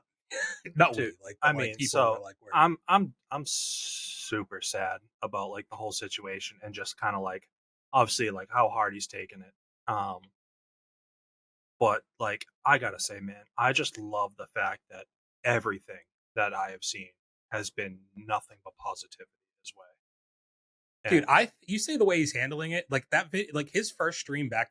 First of all, the fact that he streamed Hilarious. the day after this fucking happened, hilarious. Still. Dante, Can you I get aware? context? Yeah, no, you I aware have of what no happened? fucking clue. So, do you know who Sketch is? No. So Sketch is like one of the biggest streamers at this point, right? Like he's like super viral in the sense that like there's TikTok videos made about him where like he does like the "What's up, brother?" and like you're supposed to like respond. Like people do the videos of like sports teams walking into the locker room, and they're doing it to every athlete as they show up, and it's like trying to figure out who knows who Sketch is and who doesn't, because he has like little things that he says that people like know and quote. And he's also like just in the moment very, very funny, and just seems like the nicest dude in the world. Like he's one of those people at this point, like, you know, when you're, and it's kind of the perfect example of this, when you're at that peak of fame where like people are like, you still seem like you're just a good person and a normal everyday guy who we want to root for, not just because we like your content, but you just seem like the type of person we want to see have success. And immediately what happens is once you get to that point, somebody tries to find something to tear you down. They dig into your old tweets, or they dig into whatever they can to find like the speck of problem. And sometimes it's worse than other things, right? Like for how you find some bullshit tweet from somebody who's 15 who says something fucked up on the internet or whatever it is. But in the case of Sketch, they find out that about 2 or 3 years ago, he was an OnlyFans model going by the name Kylie, which is apparently his real name. Yep. And he was doing like gay porn, basically. Okay. And there's like videos of it. And like people, like, it's one of those things where I would say it's like a 75-25 split. Like 75% of people were like, all right, dude, like you're trying to cancel him for being gay. Like that's like what year do we fucking live in? Like who gives a shit what he decides to do? And if he posted it online and for people to buy it and people bought it, like that's their choice. I didn't have to buy it. Doesn't affect my life at all, right? But then there's other people who are like, like saying they were basically lied to, like he didn't disclose this information. He should have, he's hidden this intentionally because he knew the reaction, which is like, that's true. Like he knew what the reaction would be because people are Yeah, but fucking that's also not assholes. part of the brand he's trying to build. So like, Yeah. Yeah. And he basically, so all of this stuff comes out. And literally 24 hours later, and this is the most commendable part of all of it to me, is that a lot of people would have taken a week off the internet. They would have taken time. He's clearly going through it. Like these text messages come out because he was at the FaZe house the night it all leaks. And they released FaZe Banks, the guy who now is the owner of FaZe again, right? Yeah. He releases text with sketches, like authorization to do so, that he left the house as soon as it happens and just goes to the airport, and like they convince him to come back because they're like, dude, like he was like apologizing to them and stuff, and they were like, dude, like you don't need to apologize, we're here for you, like just come back to the house, like we're not going anywhere, kind of deal. Really good friends, like honestly, like they released which that that's not usually the case with those creator houses. no, and I think it goes to show what kind of person he is. Because Yeah. I think like the thing that's been pretty unanimous across any like content creator with sketch is like when they meet him, they're like, well, no, he's actually just like the nicest kid in the fucking world. So they all just, every single person says it. So he goes and streams the day after, and it's just like the master class on how to handle this, and it's very authentic again to who he is as a person. Because he's just like, first he says he was basically like, I didn't know what I was going to do when this eventually came out. And he references like that he, might have made the wrong decision. He had thought about, like, it had crossed his mind, and I won't say the phrase because they kill you in algorithms if you say it, but like, unalive. Um, Uh you know, he talked about like that crossing his mind. And fortunately for people like the guys at FaZe and his family, like they were able to like bring him back. And then obviously him getting a lot of positive like feedback. But he was like, yeah, it was me. He's like, 2 years ago I was in a bad spot. I had some addiction problems. And I did these things, but then he hits them with like I did not have sexual relationships with that man. Well, he paused for a second. He's like, well, maybe I did. I definitely did, Dude, the whole thing, I mean, it was his like basically kind of just like owning up to it, like stream for how short-lived it was, man. Like you said, any PR firm, like, or any sort of public relations team would have been like, yeah, just take a breather, we're gonna, like, you're gonna say it was just AI, lay like whatever. lay low Yeah. for a week and just kind of, and then we'll try to let it die down and come back in.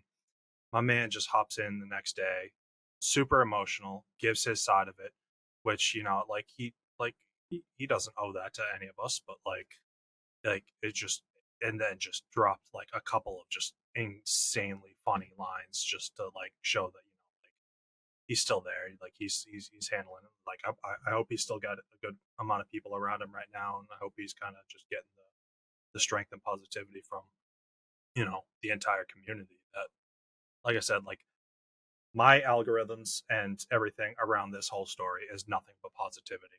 So I'm sure, like you said, there is negativity and like Is the idiot one, people out there. yeah, like the streamer Sneeko? Oh yeah, fuck him.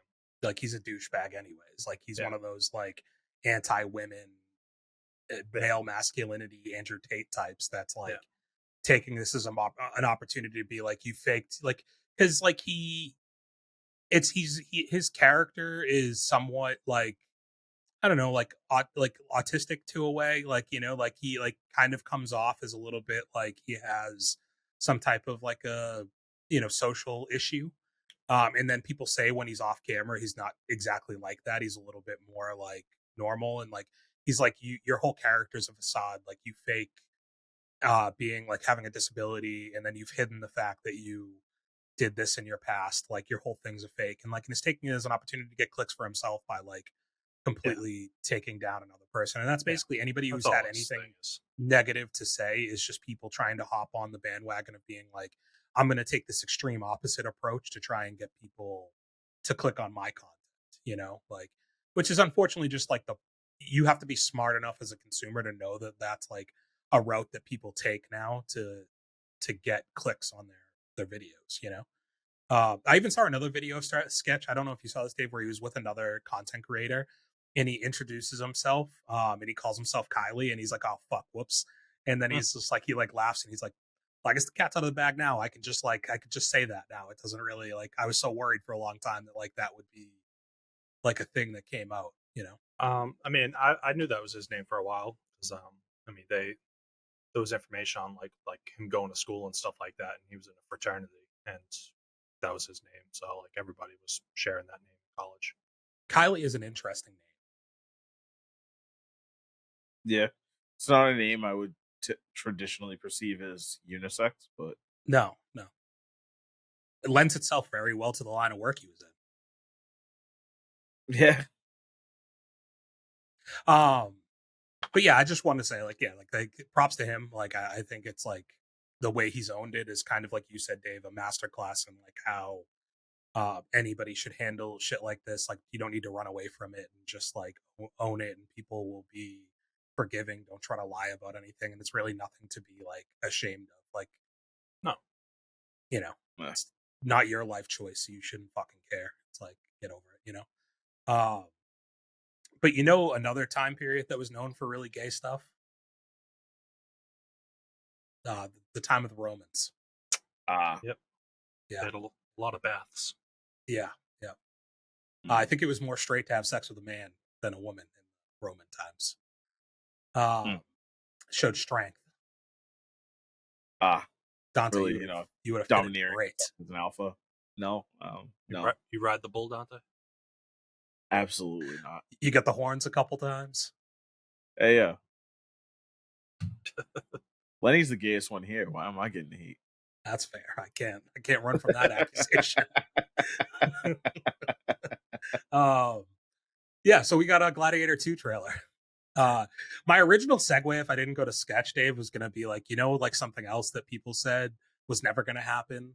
And we eventually got it. Gladiator 2, 24 years in the making. So there's still hope, dude. Winds of Winter, it's coming. Yeah, sure. Winter is coming, Dave. Yeah. Hey, did you guys know that there was a script that was already leaked for Gladiator 2 like 20 years ago? No, I didn't know that. I was reading about this yesterday that there was an original plan to do a sequel to Gladiator that had been written.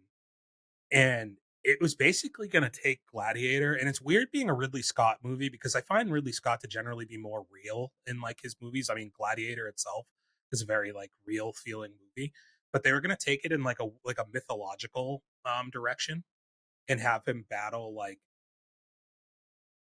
one of the gods. And I can't remember the whole synopsis, but basically the end synopsis is the thing that stood out the most. They were going to have Maximus get cursed at the end of Gladiator 2 and be cursed to live forever, basically. And it was going to be like, how I think it was in Wolverine, like the original Wolverine movie, the really bad one with Ryan Reynolds in it as Deadpool, how he like fights through all the wars and shit like that with Sabretooth, right? It was kind of going to be like that, and they were going to do like the end of the movie was going to be a montage of him fighting through like all of these different wars to then being like a regular dude in modern times. And it just didn't happen because they were like, well, first of all, like Maximus dies at the end of Gladiator, so like this already doesn't make a ton of sense. And like, why are we going to take the movie in this direction? I think that's why it never ended up getting made. But I thought that was kind of interesting. But yeah, now we're here and we're at Gladiator 2, again, Ridley Scott returning for it. No Gerard Butler, so we've followed the continuity of him dying at the end of the first Gladiator. When was the last time you guys watched Gladiator?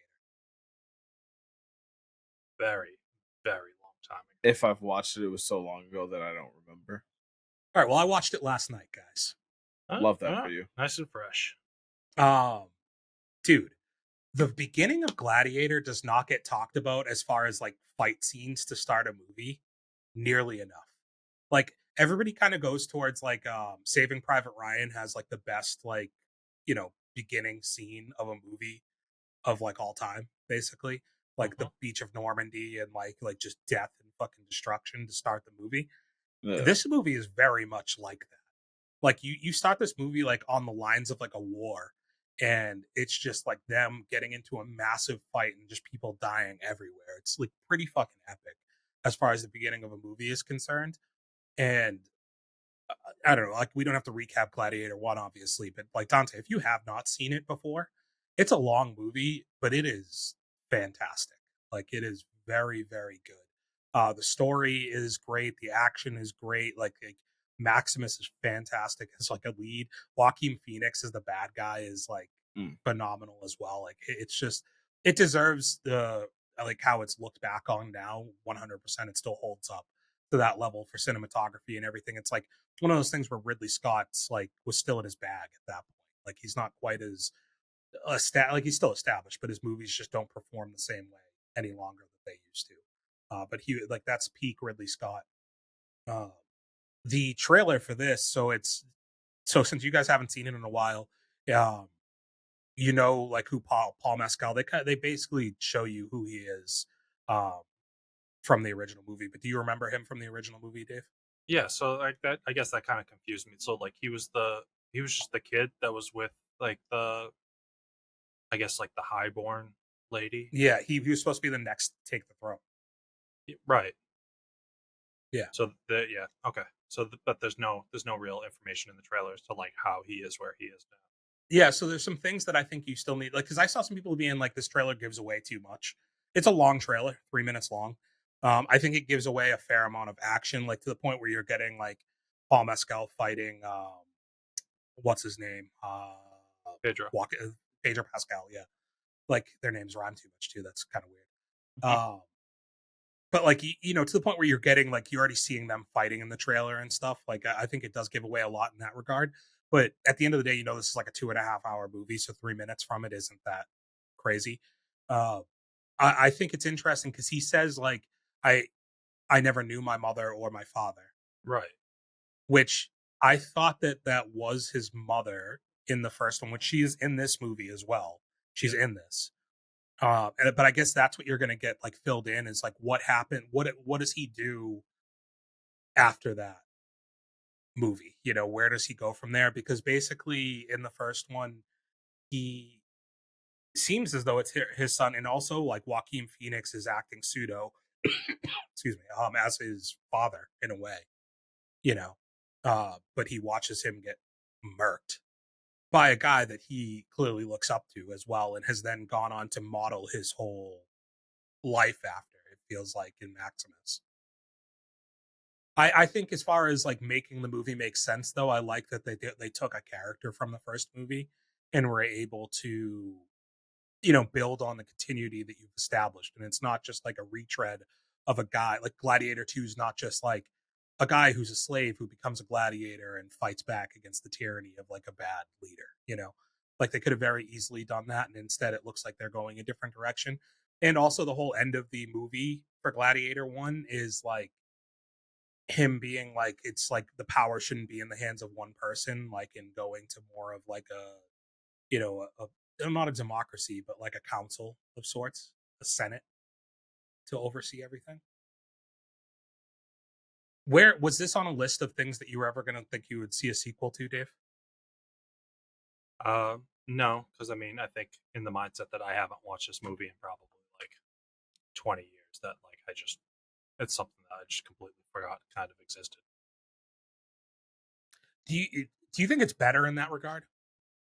That like there's such long time, like a very long time in between them. Does it feel fresher because of that? Maybe, as long as it's an original story, and like they're not just trying to like obviously like a long time frame in between just means like they had time to look at the script, kind of perfect it, and I guess just kind of figure out what direction they wanted to go through, rather than just like, hey, this movie was a success, let's get a second one out there in a couple of years to maximize on people knowing. Did Gladiator 1 win Best Picture? I feel like it did. Wasn't really paying attention to a lot of movies back then. No, I get that. I loved the shot of the Coliseum with fucking water in it. Like, I think that's really cool. Like, the evolution of the Coliseum in this movie of being like, it's not just the same fights that we got in the first one. We're going to have whole new scenarios of how they're going to have to deal with like the fights in the Coliseum, and one of them's going to be we're going to have this thing fucking filled with water, and we're going to have boats in here that they have to fight on. I thought that was really badass. Mm-hmm. Yeah, it was definitely different. Cool. I also have been a long-standing, like I've been talking about it for the better part of a year now. Like Paul Mescal, I think is like incredible. He's probably not somebody that like, you guys have seen, maybe anything that he's done. I've never even heard the name. I keep saying, watch Normal People, dude. I'll say it every week until people watch this fucking show. Normal People on Hulu is fantastic, and that's the reason he is getting the roles that he's starting to get, is because people watched that show and were like, we need to do more with this guy. Russell Crowe did win leading role. Best actor. Yeah. Okay. It did not win Best Picture though. No, it was nominated, I assume. Yeah, it was probably Gangs of New York. Was that year? Oh wait, no, it did win Best Picture. Okay. Then Gangs of New York was the year after, maybe. Yeah, the other nominees were Chocolat, Crouching Tiger, Hidden Dragon, Aaron Brockovich. Not a huge fan. I loved Aaron Brockovich. Traffic didn't really do it. The rest of those movies, nothing really to me, but I like Aaron Brockovich. Almost Famous won Best Screenplay. It's one of my favorite movies. Love that movie too. It's very good. Yeah, to say I'm definitely looking forward to it. The trailer did a lot for me. I think Denzel looks like he's going to be great in it, which I was kind of confused when I saw a year ago or whatever that they announced his casting in this, that like he was involved. I think they picked a very good role for him, and they asked like what went into getting him to do it, and they basically just said that like the thing with Denzel is like they needed to they knew they had a strong enough movie, and Denzel's very much like he's very picky about what he'll dedicate his time to, and he has a very high regard, and I think it kind of shows through that almost everything that dude does at this point in his career, he's nominated for Best Actor, or the movie's nominated for like a Best Film. Like he doesn't really do a ton, with the exception of maybe like Equalizer, but that was kind of his first like soiree into like a a franchise type movie. But I think like with him, they were just like, yeah, we felt like we had a strong enough script, and we felt like we had a character that he would be interested in. And as soon as he read it, he was like, I'm in. Like, I want to work with Ridley Scott again. This is a great opportunity, and jumped in on it. I think he looks really good in this. Pedro Pascal, I think, is just at like his peak form right now, which is funny because he's like 50 years old, but he's crushing shit. He looks like he's going to be really good in kind of that villain role. So all around, I'm pretty excited for this. I mean, I don't even think I didn't get the sense that he is playing a villainous role in this. I think he's just like a leader of the army, and it's like those two pompous pricks that are up in the booth that are going to be like the bad guys, and he's just kind of Pedro Pascal's just kind of playing his role as what they tell him to do. That's fair, but like, isn't there that scene where Denzel Washington asks him like, whose head do you want me to put out there for you to kill? And he says like all of the Roman army, and he's like, well, I can't really do that, but who's one person? And then they basically cut to like that one person he's fighting is Pedro Pascal. Sure. I guess that's where I kind of inferred that, but I think you're probably right that he's just kind of the vessel for the bigger entity there. That's the issue. Dante, homework. You've got to watch Gladiator. Yeah, I just added it to my watch list. I'll get that one banged out. It's on the Vudu. Hey, word. Or the Fandango at Home, as the app is called on my phone now, or my app on my TV. I was gonna say, did it change the name of the app on the phone? I'm pretty sure it still says Voodoo. No, the actual app is now called Fandango at Home. Oh yeah, you're not wrong. It I know is I'm not. Fandango at Home. I also bought Wimbledon. Ooh, okay. Yeah. Now I can cross that one off my watch list later. Yeah. I bought that. What else? I bought one other one. Because I feel like there's so many movies on my watch list right now. For those who don't know, I keep my watch list on Letterboxd. Not public though. You can make it public, dude. I know I can make it public, but I don't want people to know the what- weird shit I'm into. Yeah, what do you got on there? Yeah, don't worry about it. Yeah, come on. I don't know why you call it weird shit. It's just rom-coms, dude. Like, there's definitely a few of those. Some more rom than com, but you know.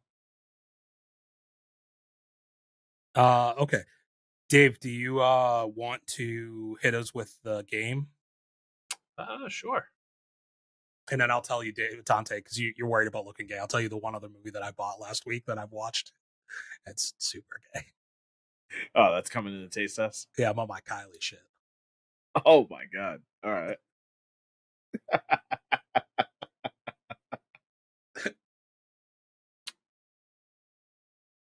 All right. So, Dave, do you remember the modified rules that we made last week for Dante? I do. But so I have to guess with no clues, and Dante can do Wheel of Fortune rules. He can guess 3 consonants and a vowel, hangman style, to try and get a hint as to what the name could be. All right. So, Dave, you want to set up the game for us again, just so that people know the rules? Yeah. All right. So we're playing Who Dat. Going to be giving you guys a couple of famous like pairs of eyes. Maybe you'll get a little bit of nose. Maybe we'll get some ear action. That'll get why are you sounding like you're trying to sell me porn, bro? I mean, sounds like I'm jacking off to a raccoon. What the fuck? That's where your head went? Well, the eyes, dude.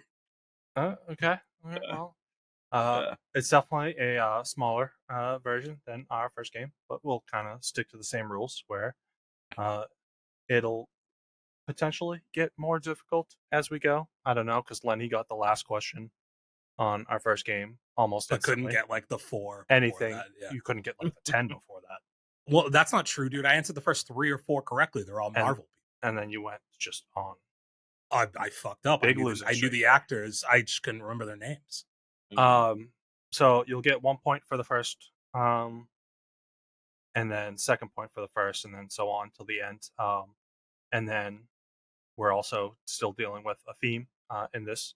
So if you guys can guess the theme within the first couple of questions, it's going to be an inverse. But I think there's 8 total questions in this. So if you throw out a theme on the first question, then you'll get 8 points added.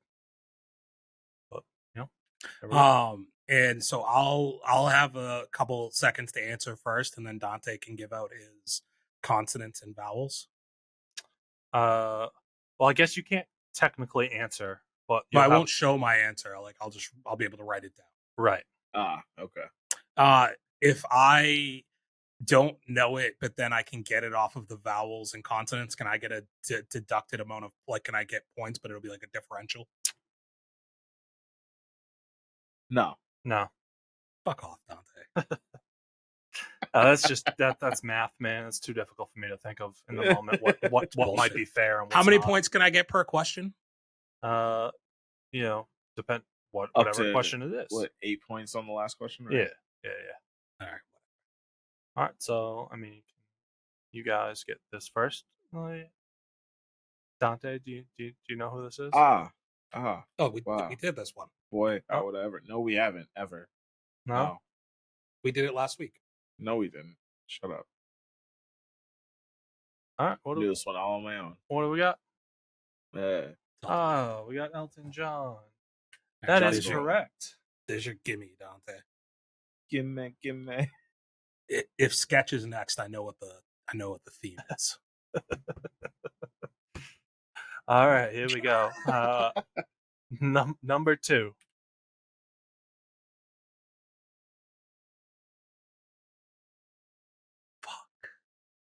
Hold on. How do I get rid of the thing in the middle? Okay, never mind. I'm good. I got it.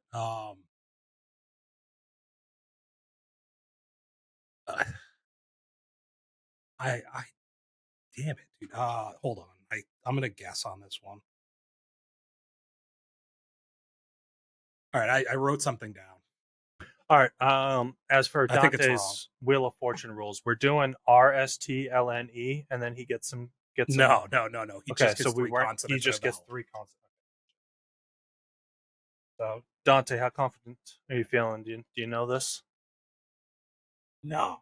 All right. So if you want to give me some letters here, 3 consonants and a vowel, and I can try and make it a little bit easier for you. Yeah, let's go. MRLA. I'm gonna be pissed if any of those. There's only one of those. I think I have. You're getting 1 letter here. Okay. Fuck. Yeah. Okay. I'm right. Fuck yeah. Oh, Fuck yeah, dude. I got it. I'm shocked I got this one. You ready, Dante?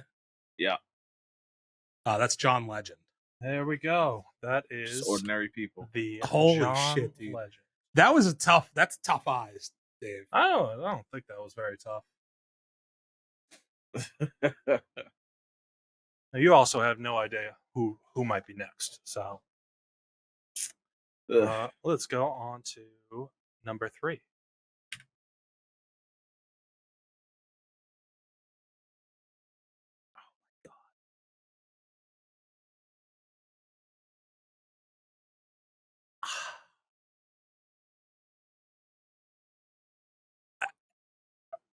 Yeah. I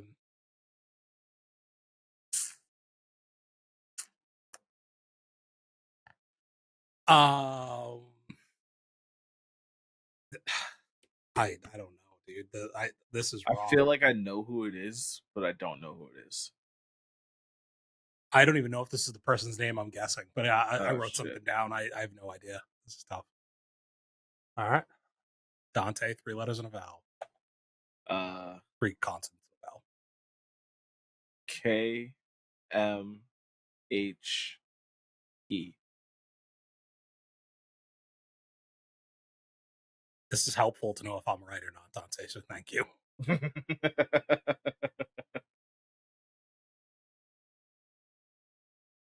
All right. Nope, I'm wrong. Fuck. I had some hope with that last name. Oh shit. Fuck.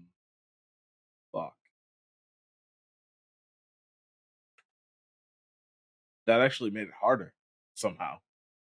What? I have no idea. You have more information now.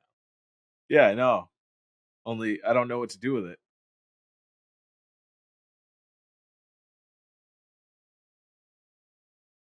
I'm so mad because my last name works for the letters you put up there, but the first name does not.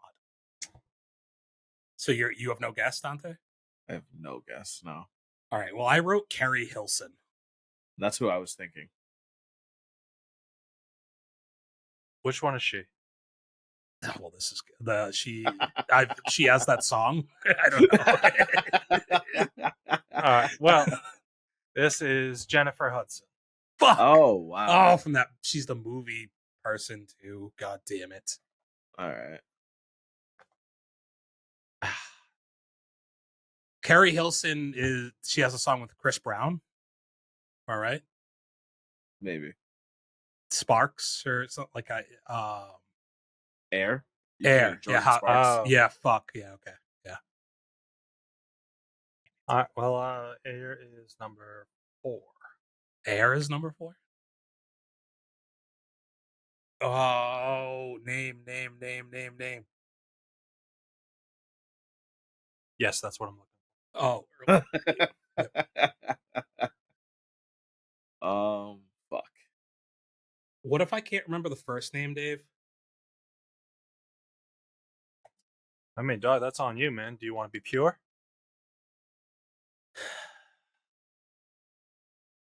You get a half point for no first name.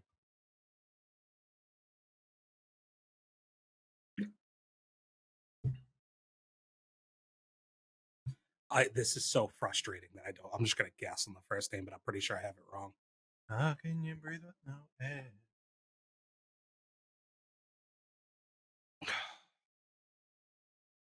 I feel like I know what it is. I just have no clue what his name is, but I'm probably also wrong.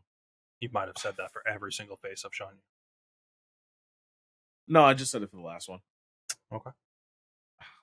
Dude, I hate this.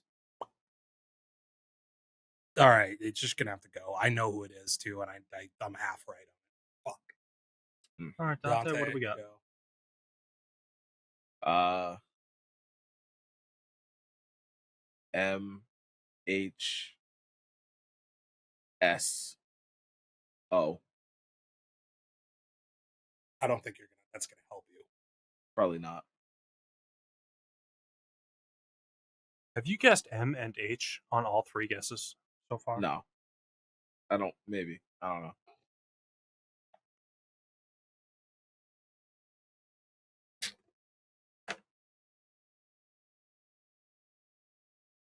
Fuck, I know. Damn it. The first name I know now, and that pisses me off, dude. I don't know why I could not pull that, dude. God damn it. Can I erase, dude, and fix the first name? No. Because I don't got it anyways. All right. Do you want me just to say it then? Go for it. Take the L, dude. I was stuck between John and David, but it's James. It's James Earl Jones. That's who it is, yeah. Fucking. Is, in fact, James Earl Jones. God damn it, dude. And that's actually who I thought it was. I just had no clue what his name was. I suck so bad. Okay. It's all right, Lenny. I believe. Next set. Taking L's right now, dude. Oh, okay. I know who that is.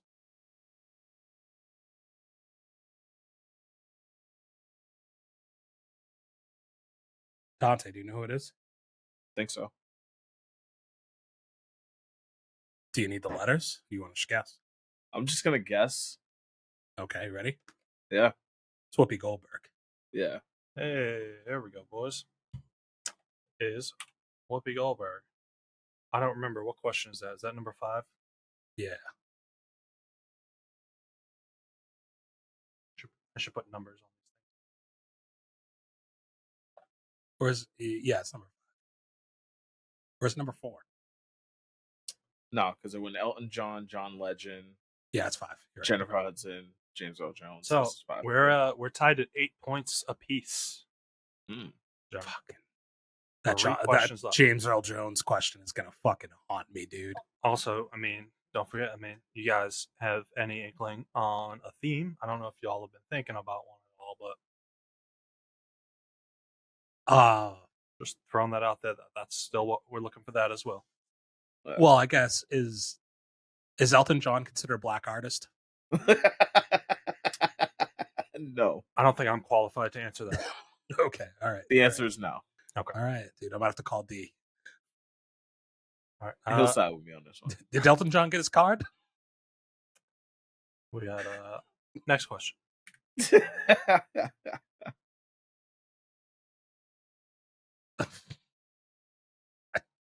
Oh, fuck. I actually don't even remember. The fuck, dude. Oh, I'm just gonna. I don't know who that is. I mean, I could find out by clicking out, but you guys would see that. I have no idea. Huh.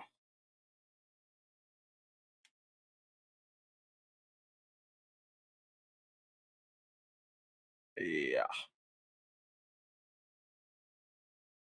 Okay, I'm right. I'm gonna guess, but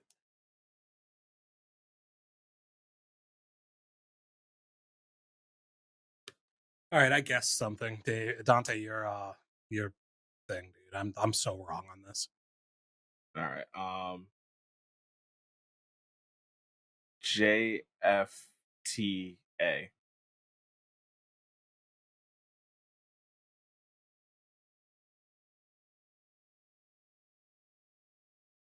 This is the hardest one yet.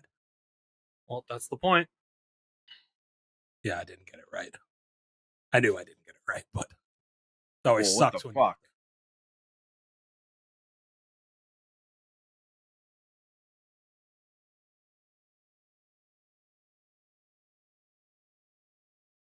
I have no clue.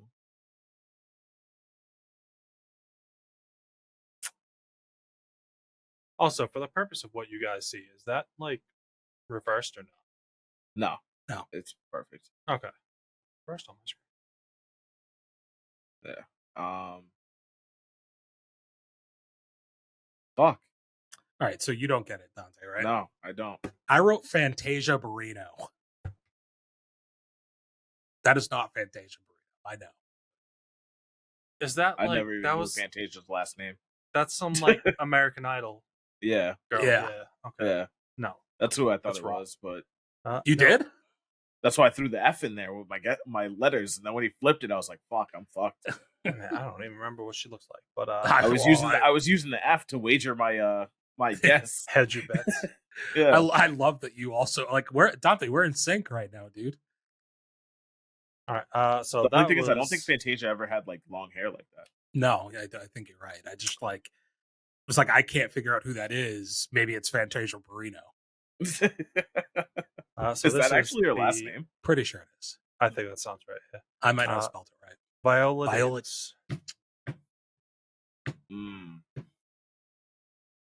I'm gonna wait on the theme, but I have like an idea.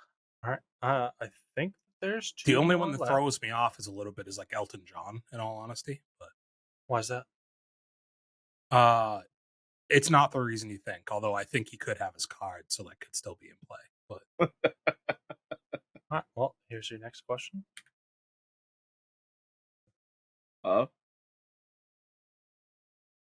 Dave.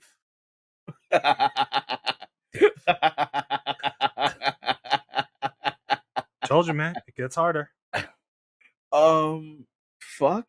I know. I think I know who this is too. It's what's her name? Like, this is me having to go so deep in the bag of trying to figure out who this person is.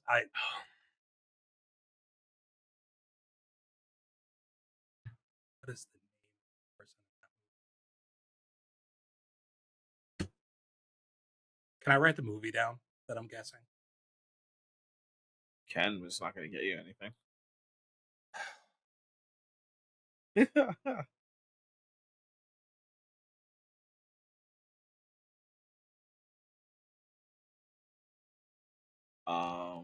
Fuck. Mind you, we are still tied at 8 points apiece, gentlemen. No. Oh my god, what is their name?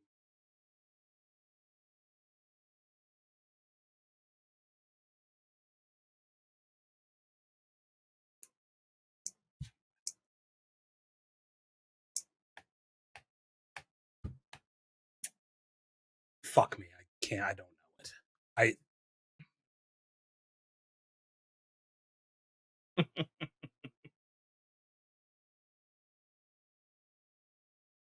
All right. Well, my letters are going to be JSME.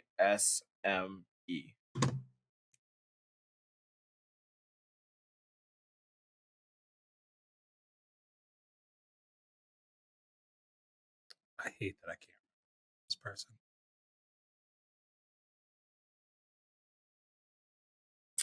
That's not great, Dante. So, Dave, do you remember the song? It's like, and I said, what about? And then the next line. Yep. Is that what this is? Yep. Fuck. Oh, I hate that so much, dude. Oh my god. Well, the Breakfast at Tiffany's hint doesn't help me. It didn't help me either, and I knew it. I'm trying to think of every girl like that has ever made an Instagram post. Oh my god.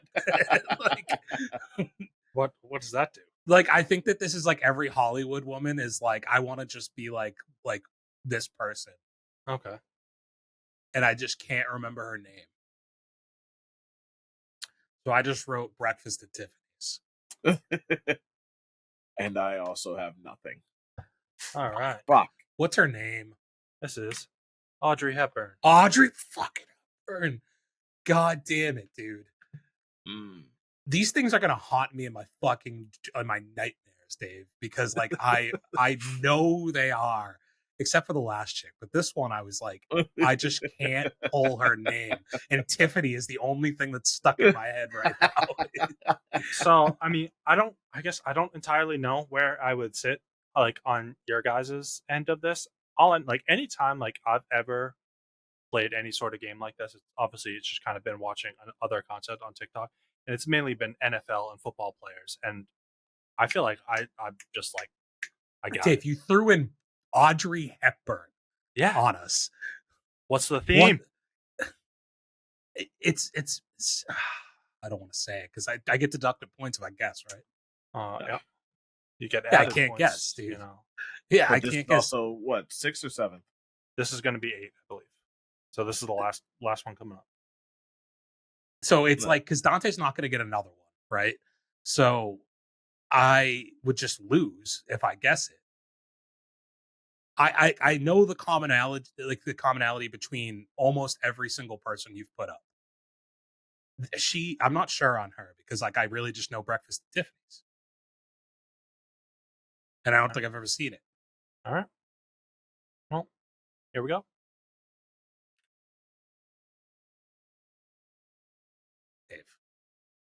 Dave. What the fuck, dude? I would get this one.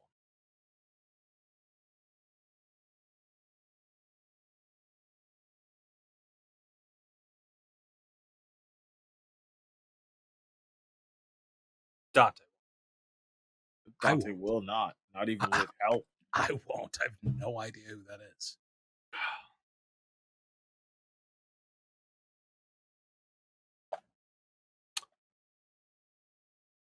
All right, they're all in musicals.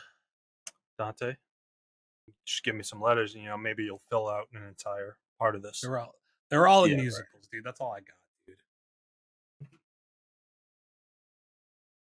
Dante, RSM, you win. You won. The fuck is that? My only guesses were like a Baldwin.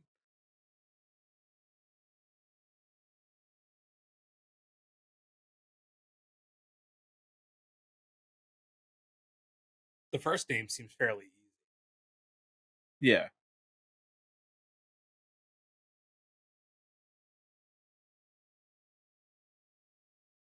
It's amazing how bad you are at picking 3 letters on a consonant and having it help you at all. Crazy. Like, you get maybe 2 letters on every single one of these.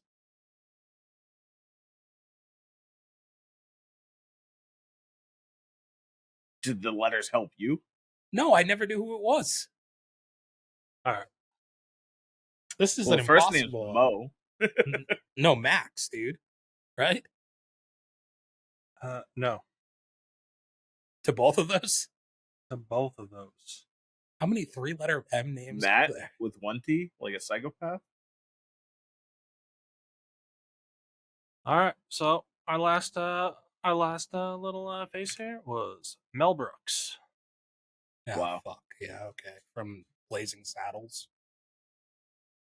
Yeah, I didn't watch any of those movies. They're too racist for me, Dave. Well, you also cheated me. I'm pretty sure one of the letters, I guess, was an R. It was not. Was it? You had them written down on your board, didn't you? Yeah, well, I just wiped it off. Yeah. Convenient. Dante, have you ever heard of them? Yeah, sure. Yeah, okay. Yeah, they're all in musicals. Can that be, like, that's my theme? It's part of it. What? They all in bioflick musicals? Nope.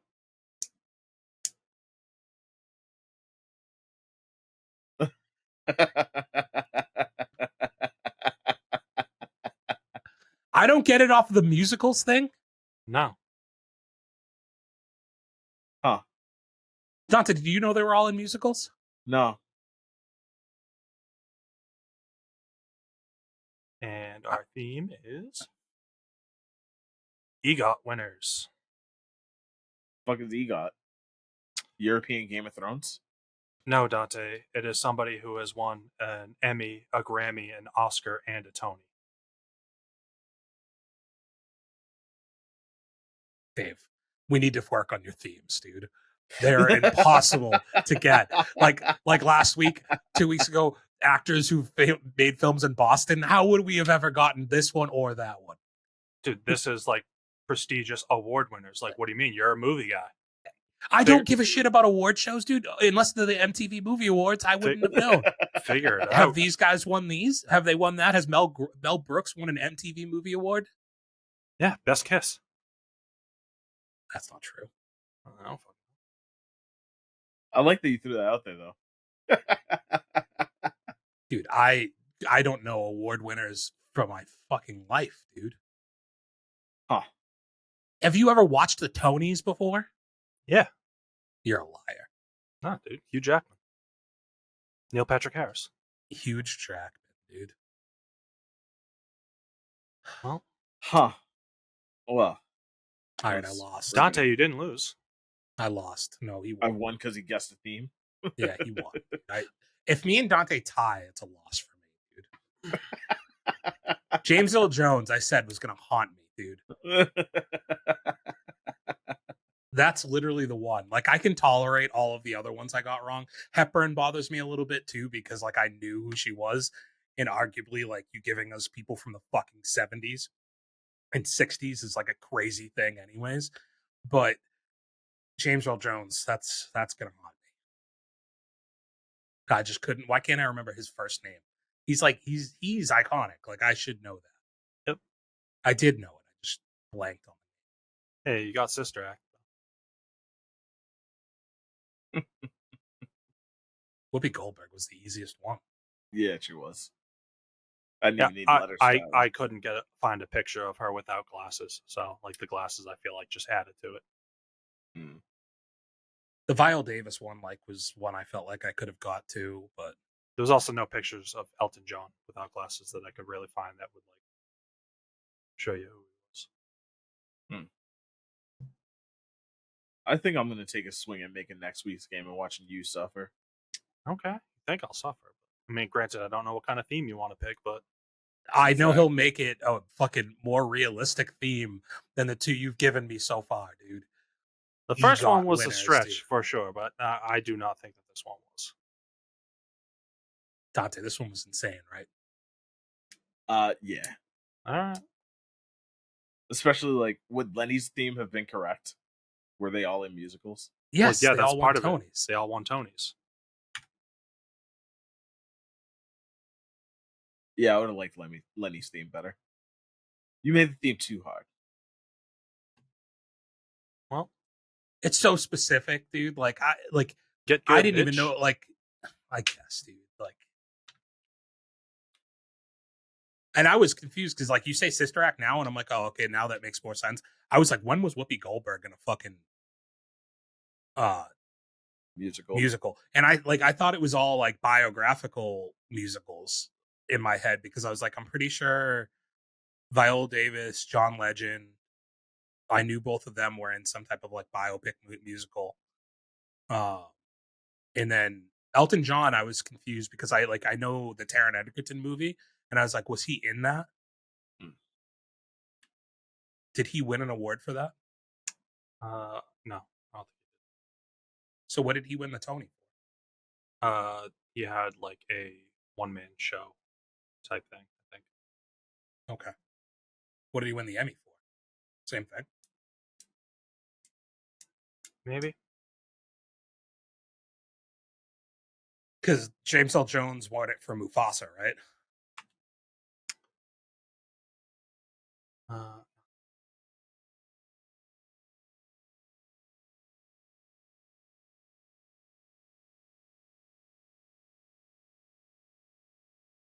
Yeah, I'm gonna come back here with a better one next week. Oh, it's gonna. Okay, well, Elton John has 4 Tonys apparently. Oh my god! And it'll be a guessable theme.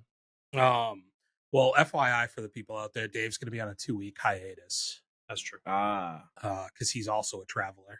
Yeah, he's gonna go get his thoughty actions on in Ireland, right? Excuse Other me. thoughts in Ireland? My what? No, he's gonna be the thought in Ireland. True. I'd respect that. That's true. True. Big facts. Big facts. Dude, I'd love it if you came home with an Irish queen, Dave. Honestly, Dave, just bring me back a box of Irish Lucky Charms. I feel like they hit different.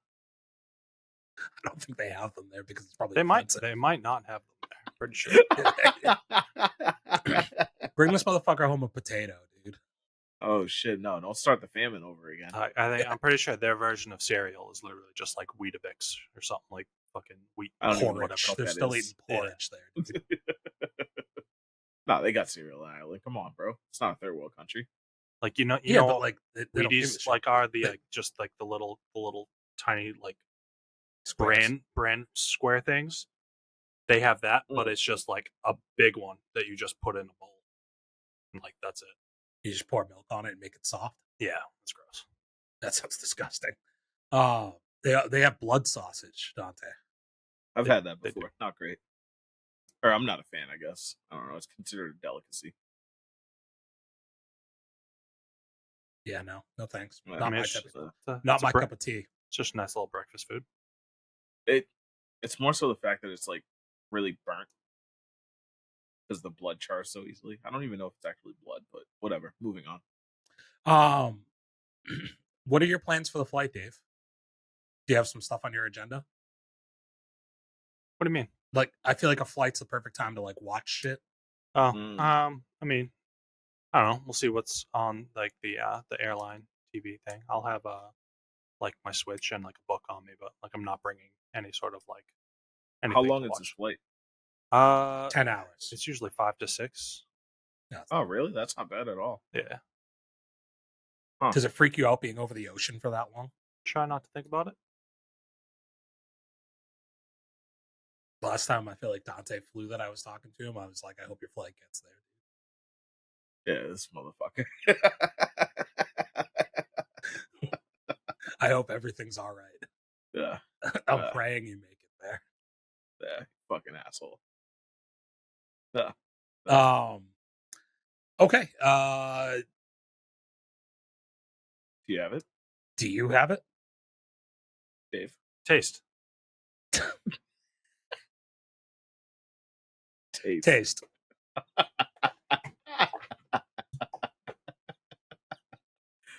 Oh god. Let me first say, so the embarrassingly gay thing that I have bought on my Vudu as well as Wimbledon, I bought the movie Redeeming Love. Okay. I watched that. It's great. It's fucking great. You're just looking for some tears, huh? Not really sad. No, I didn't cry at all. Are you familiar with the movie? No. I have no idea what it is. It's like it's during the gold rush. It's like a time period movie about this girl who is born to a mother. Her mother's like a prostitute when she was born, and she is like, fucking for them to be able to like live with the idea eventually they'll get away. And her mom gets sick and dies, and she basically gives up on her belief in like Jesus and shit like that, and like she runs away and ends up getting captured and also put into a life of being a prostitute. And she's like the best prostitute in the whorehouse they're keeping her in, until this guy comes along and is like, he like falls in love with her like as soon as he sees her. And he's like a religious dude. He had been praying for like a woman to come along, and he like chose her basically. And he's trying to get her out of that lifestyle, but she doesn't believe that like people could love her because of like all the things she's done, and she doesn't believe in being able to like redeem yourself from all the bad, and like doesn't believe in a higher power, things like that. And the whole movie's about like, redemption and her overcoming her past basically. Sounds like a lot of heavy religious themes, which usually It's not turn you off. it's more religious than I would typically be interested in, but it's not like that heavily in your face. I think it's a good aspect of the movie, just based on like what her past is, and like it's actually pretty good. Like it ends with like I don't know. You should watch it, Dante. I think you'd like it. It's good. I don't want to give away the way it ends. Is this set in the Horizon universe? It seems like it could be. Yeah, I think they were in Horizon. Got it. Yeah, that she's in a whorehouse in Horizon. It's a preview to chapter 2. She's the next wife of Costner. Oh shit! Okay. But yeah, no, it had been on my Vudu like wish list for a while, because there's like very very few, obviously, like rom movies that I've watched that I haven't watched at this point. And this movie only came out like a year and a half or 2 years ago. It's relatively new. And it had just been on my list of like, I didn't see it when it was in the theater. I kind of want to check it out, but I don't want to, like, it wasn't on any streaming services that I'd seen, and I never wanted to pay like too much money for it. And I think it was on sale for like $8, so I bought it. Actually, it might have been $5 actually. But yeah, I would recommend if you're looking for a ROM. Copy. Not looking for one, but thank you. Yeah, never are, Dave. I know. Yeah. It's more of a for Dante thing. To hide it on his little list on Letterboxd so nobody has to know that's what he's trying to watch. True. Shameful. That's not even entirely what's hidden on that list. I just have some bad movies on that list. But like, what could be that bad? Give us one bad one. I don't know. You know, I've seen it. No, you haven't seen everything on my list. I don't think. I don't even know what the worst movie on here would be, especially because now my eyes are drawing to all the rom-coms on here. Damn, Lenny, he's keeping things from you. Domestic partnerships don't mean shit to people. Oh man, I guess it's not that bad. Maybe I'll make it public. All right, just tell us one. I don't even remember putting this on there, but I have one called Turtles All the Way Down.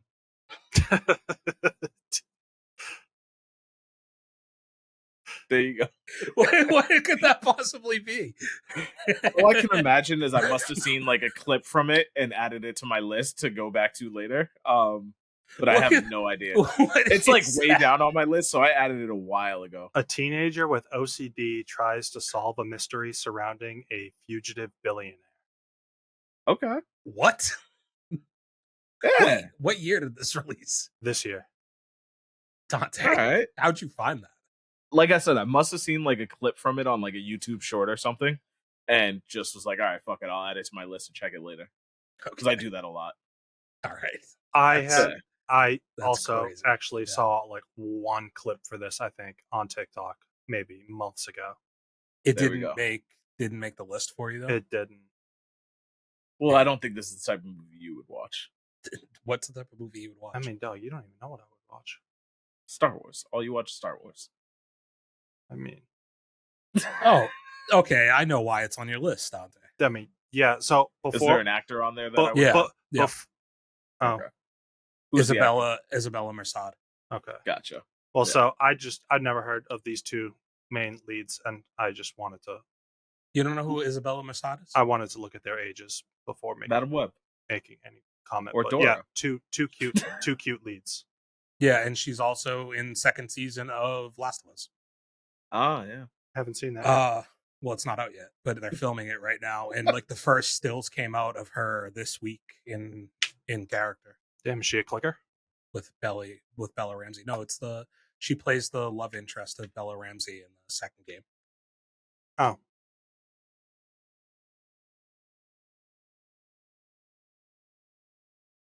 Not Abby. He's processing. No, Abby's not her love interest. Okay, I never finished the game, so Abby's just like the bad guy, kind of. Yeah, it's like I don't even really want to call her the antagonist because like they both have their own motives for the reason they are the way they are. I mean that one scene is pretty much where I stopped playing that game. Not because of that scene, but just happened to stop playing. Yeah, I get it. It's a tough scene. Dante, what do you got? Well, you didn't throw anything out, but yeah, sure. I watched the new Beverly Hills Cop. A little Axel Foley action. I heard it's not bad. I liked it. I think it's good. It's notably like not like a super high production movie. Like you can kind of see it like in some of the effects they do and stuff, but overall it was really good. I liked it. Are you privy to the originals? I've definitely seen the first three, but so long ago that I don't really remember much from it. Although I was surprised at myself being able to recognize some returning characters. On my voodoo. Does Yeah, Is Eddie Murphy still got it? yeah, he's still got it. Yeah, it's been a while. Yeah, no, he's still. I mean, he had Coming to America too. That was Oh, awful. Yeah, I heard it wasn't. That was not good. I mean, he's got Doesn't Shrek. hold a candle to the original. Yeah, He's got Shrek 5 coming up, so you know. 2026, they got all the original actors back, which I think is kind of like, because Cameron Diaz has been a low key for a very long time, so cool to see her popping back up again in movies. Mm-hmm. Mike Myers, for that matter, as well, has been not really heard of in quite some time. Still keeping hope alive for another Mike. Love Guru Halloween. too. Austin Powers. Oh. What'd you just say? Love Guru too. No, what did Lenny say? I said Halloween. Yeah, the last thing I saw him in was the Queen movie. I didn't watch it. You never saw it? No, I didn't watch it. Oh, damn. It's a good one. I heard yesterday that that one song is the most expensive song ever made. Bohemian Rhapsody? Yeah, I think it's the most expensive song ever made. Yeah, well, fun it's fact. one of the best songs ever made. So the people who I listen to were talking about it, and I kind of agree with them.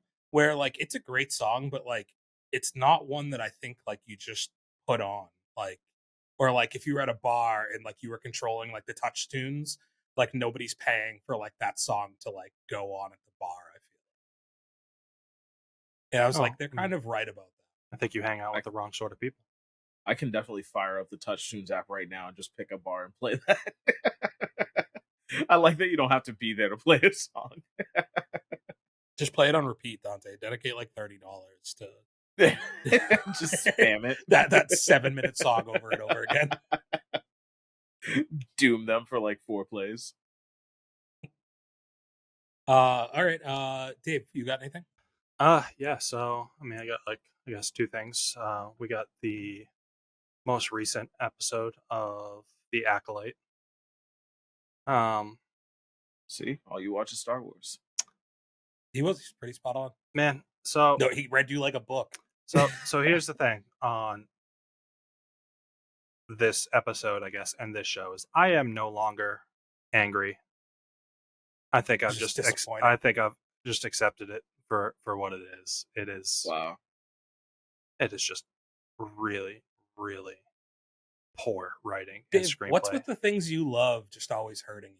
Yeah, well, you know, love cuts deep. I don't really have much to say in terms of like the episode itself. It kind of just it exists. Yeah, it circles back in time to when like the main 2 character girls were younger and they were kind of taken from the planet that they lived on, and it gives you some decent backstory into like what happened, who was kind of the bad guy in the situation. But man, it was just bad. I don't know. It's not much I can, I guess, like say or talk about it without you guys like knowing what I'm talking about. But I have also basically binged all of The Bear over the last week. Okay. Dante hates The Bear, so like let's. No, I've actually been meaning to get back into that. I only watched I think like half of the first season. I liked it, but I just never finished it. So the first season I had watched like about like a year ago, I think, and I loved it. I thought like it was a great premise. I thought it was great acting. It was just great like emotion, and I mean, yeah, I liked a lot of the actors. Obviously, so the first season kind of just plays out as Carmy basically takes over his brother's like roast beef like shop in Chicago when is that a strip club? When his brother unalives himself. A strip club called the Roast Beef Shop is sick. Um, and the entire thing is just poorly managed. It's chaotic. It's dirty. It's gross. It's full of like just angry, emotional people just yelling all the time, which I mean, like it gives you a lot of good scenes in terms of just like I feel like what a lot of not every restaurant, but a lot of restaurants can be like because it can be a very stressful um like job and field to work in. Second season basically plays a lot differently than the first because I don't know, Dante, do you want like me to kind of try and stay spoiler free here? Spoil it up. Um Why aren't you asking me?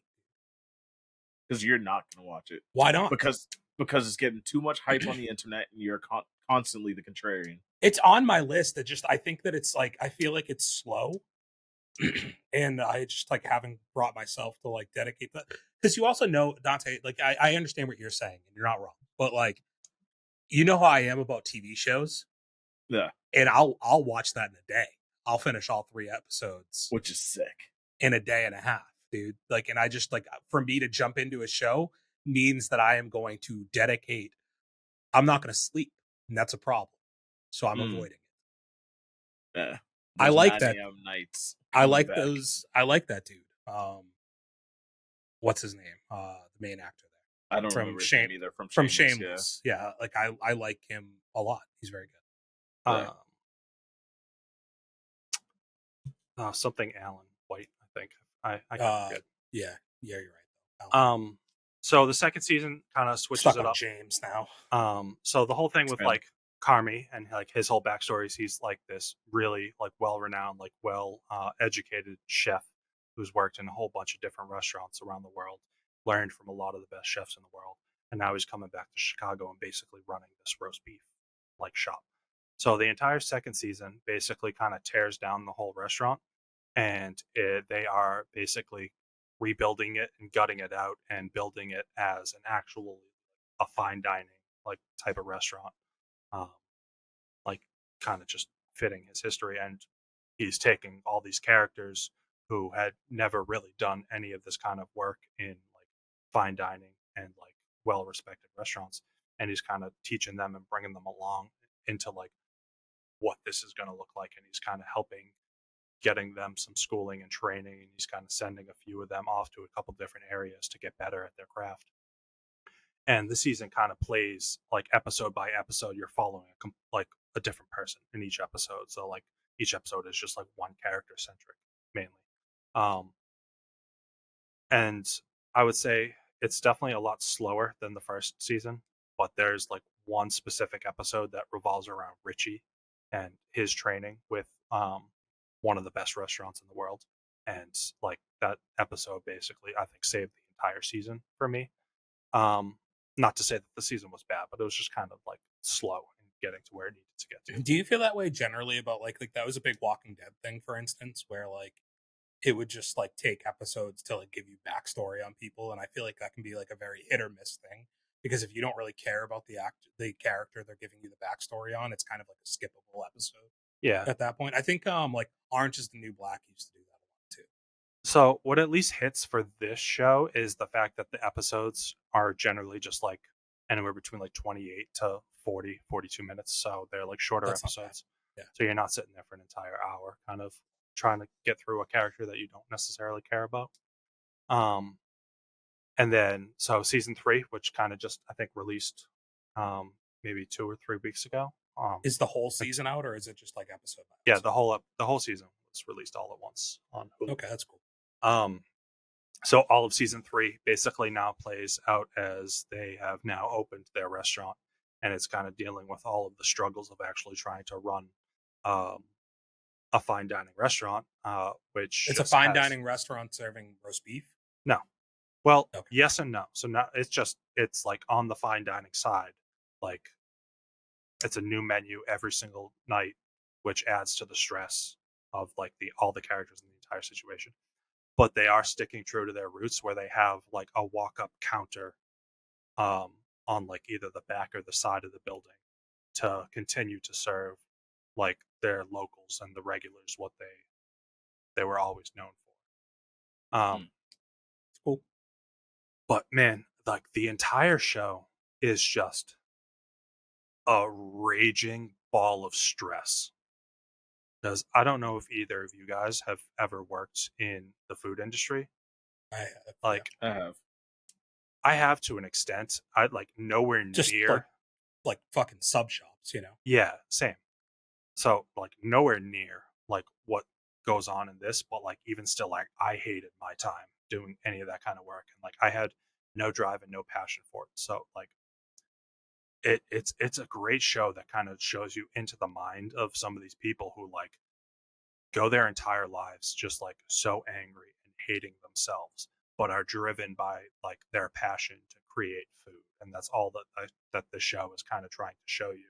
And it's showing you like obviously through mainly through like Carmi, the main point, who's like the main focal point, the main drive of the show, and Jeremy Allen White. Jeremy, yeah, and it's like how he treats the people around him and how he's kind of like instilling all of his stress into all these other people and kind of breaking them down. And it's tough to watch, but it's good. It's definitely good. Yeah, it feels like everything I know about it is like it's a very heavy show. And I mean, he's kind of the perfect actor, I feel like, to play that type of role. Just like even what he was in like Shameless is like such a dark show and heavy show as well, like with these like lighthearted moments. And I know like we talked about this, me and you, Dante, at one point. I don't know if you were on the episode, Dave, like where they were talking about changing the genre of the Bear from comedy because it's like winning awards for so yeah, comedy. I was about to go into that a little bit too, man, because that makes no sense whatsoever. It's winning all these comedy awards for the sheer fact that like the episodes are 30 minutes long. Like it just fits into the comedy category because of that. When like, okay, cool, there might be a couple like little jokes here and there, but this is straight drama from start to finish. Yeah. That's a weird rule in itself. And I think you get to hide yourself as like being a dark comedy, like is what they're trying to kind of mask it as. Um, and some people have given like defenses of like I've heard about like is it like the Thanksgiving or like a Christmas episode where it's like one of like the darkest episodes possible where they're all at dinner and like it's super uncomfortable, so that's why people think that it's like humor in some ways, but it's just like a very uncomfortable episode. It just shows like all the drama and stress that comes from a dysfunctional family. Yeah. Well, there was really not much funny about it. Yeah, I'm going to watch this at some point. I don't know if the day will come where it's like the show's not happening anymore and I can just watch all of it, or if I will just like now that all 3 seasons are out, I'll watch it. But I will watch it. It sounds like that's the other thing about the way I watch things. I think with shows like this is like binge watching this and it's as heavy as it is. Like I don't think I'll feel like very positive at the end of watching 3 seasons in a like episode worth of episodes in a row of this show. You know, I'll be like, that was great, but that was like a lot to take in, you know? Draining. Yeah. Yeah. I mean, man, I just did it. Like, it is what it is. I don't really feel like it's leaving any sort of impact on me in terms of my psyche, but it was really good.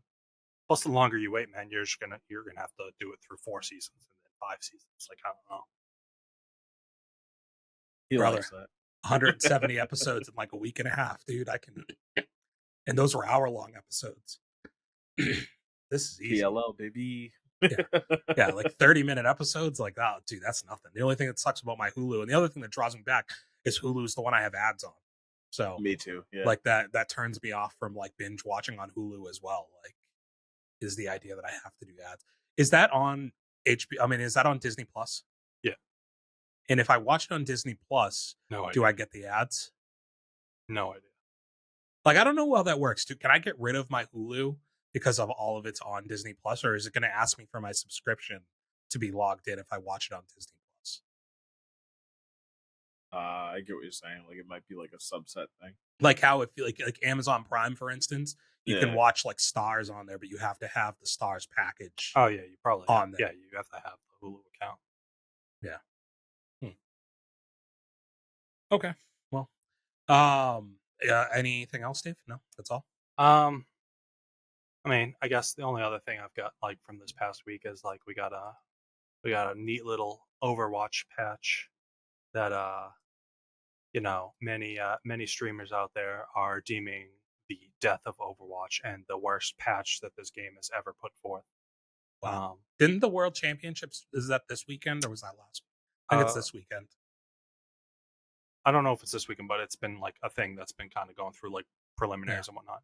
But essentially, this patch basically buffed every single tank character and made them relatively unkillable, depending on who you are and who you play. And they're already like supposed to be the heaviest characters, right?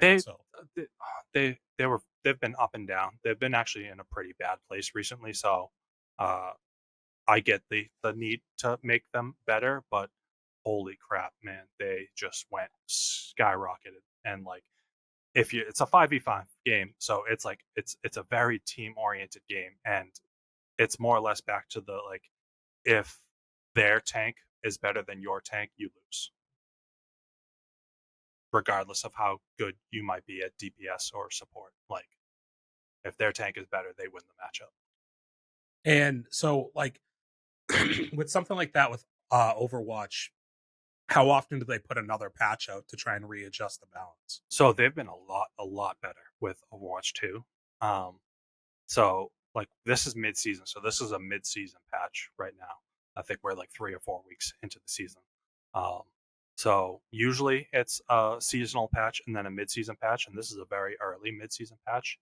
So we might see a little bit of a reduction at some point in the next couple of weeks before the end of the season. Yeah, because like that's the good thing with like if you have good companies when they make these types of like adjustments, and it's weird because they're play tested before they make the adjustments. So you'd hope that they would catch these things before it even comes out, but generally they don't. And then they get the feedback, and it's how quickly can you respond is how you maintain your player base. It's like how quickly do you respond to that feedback from your audience? That is your hardcore dedicated audience. You know, like I've seen this a lot. Apex is the biggest one for me. Because Apex competitive is a lot more established than say like a Warzone competitive is. But like Apex deals with that a lot, where it's like these characters are OP, or like these weapons are OP, or this map is not good for competitive, and like how do we respond to that criticism? You know. Piggybacking on your thing, I caught the esports world championship for Warzone this past weekend, which is cool because like Warzone's doesn't have that competitive field necessarily that some of these other games do that are like super established. Like Warzone's got a super large player base, but it's not like known as like a competitive so much. But you do have World Series of Warzone coming up in a few weeks, and like this was kind of like the precursor to that, is like the esports world championships, and it was pretty awesome, to be honest. Like seeing like 16 or 17 of like the best teams in Warzone play on like Rebirth Island. World Series of Warzone is going to be on Big Map, but this was on Rebirth, and like just the play style is so much different than what you see in just like pubs and like ranked mode Warzone, like where it's like teams playing with real strategy, but it's also like the best players in the world. So like you have one person playing an anchor role where they're just kind of like staying in place and sniping or like something like that, staying alive, and you have like these two like monsters that are just like out hunting players for kills in like teams for kills, and just like the speed and the pace that it's played at. And then like you see these like crazy strategic plays where they're like in zone for super long times, being able to stay alive and like keep the game going for their team. And it was just like, it was very entertaining. So it made me look forward to the idea of like World Series of Warzone coming up. So that's kind of that was a fun watch this past weekend. Speaking of like the esports World Cup, have you seen the trophy for like the trophy system? Like it is the hardest I've ever seen like a tournament or like whatever you want to say league go for like a trophy. Like, do you guys mind if I like pull up the video and like play it for you? Yeah. It is by far one of the coolest things I've ever seen. And is this like for any of them or like yeah, I think it's for like the I don't know if I think it might be for each individual game. I don't know if it's for like the whole thing, but Dude, it Because is. I saw the trophy that they got for Warzone. It was pretty cool. Yeah, but you haven't heard like what goes into the trophy. Okay, hit me.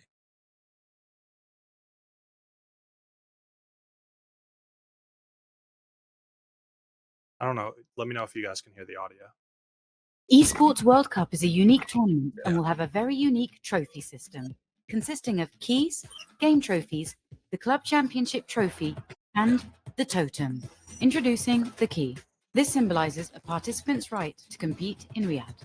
Each team or player will receive a personalized key consisting of the inner key and the outer frame. Winning a competition earns you a game trophy. A champion's key will be inserted inside. The frame will be placed into the totem. A physical block on display in Riyadh, serving as a progress bar of the Esports World Cup. The totem will remain in Riyadh as a chronicle of the Esports World Cup history.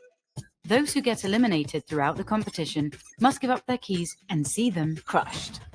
Their broken keys will be tossed into the totem and encased in resin, symbolizing those that tried to win but fell short. However, as an additional privilege for winning, each game's champion gets to select 3 opponents' keys to be encased in the base of their trophy as an additional, more personal prize. Losers will go home with their keys replaced with a token that marks where they ended their journey. Witness history unfold at the Esports World Cup. So I had seen in the Warzone one after Team Falcon was the ones who won with they have Biffle, who's like the highest earner ever in Call of Duty Warzone history. Like their team won, and I did see like they had to give their key to add it into the trophy, and then they asked them who the 3 teams were going to be, and they were like, "We're going to think about the other 2, but we know one of them right now." And I think they were like fanatics, fucking choke artists. So you're going on the bottom of our trophy. Dude, it's just so like it's that was so kind of hard. cool. I love it. The fact that That's sick. you're just taking your competition, you know, and like, dude, it doesn't even have to be who you played in the finals. You could be like whoever you played in like the round of like 32. You're like, yeah, you know what, like fuck this one dude on that team. Like I'm taking your key and I'm putting it in my trophy. Yeah, I I think it's cool to like kind of be immortalized even for just taking part in the tournament that you get added into the thing. But yeah, I think that's going to be good long term too. Like to your point, because like it adds rivalries into this, and like next year when you come back with the next championship, like you remember that your key got added to the bottom of somebody else's victory.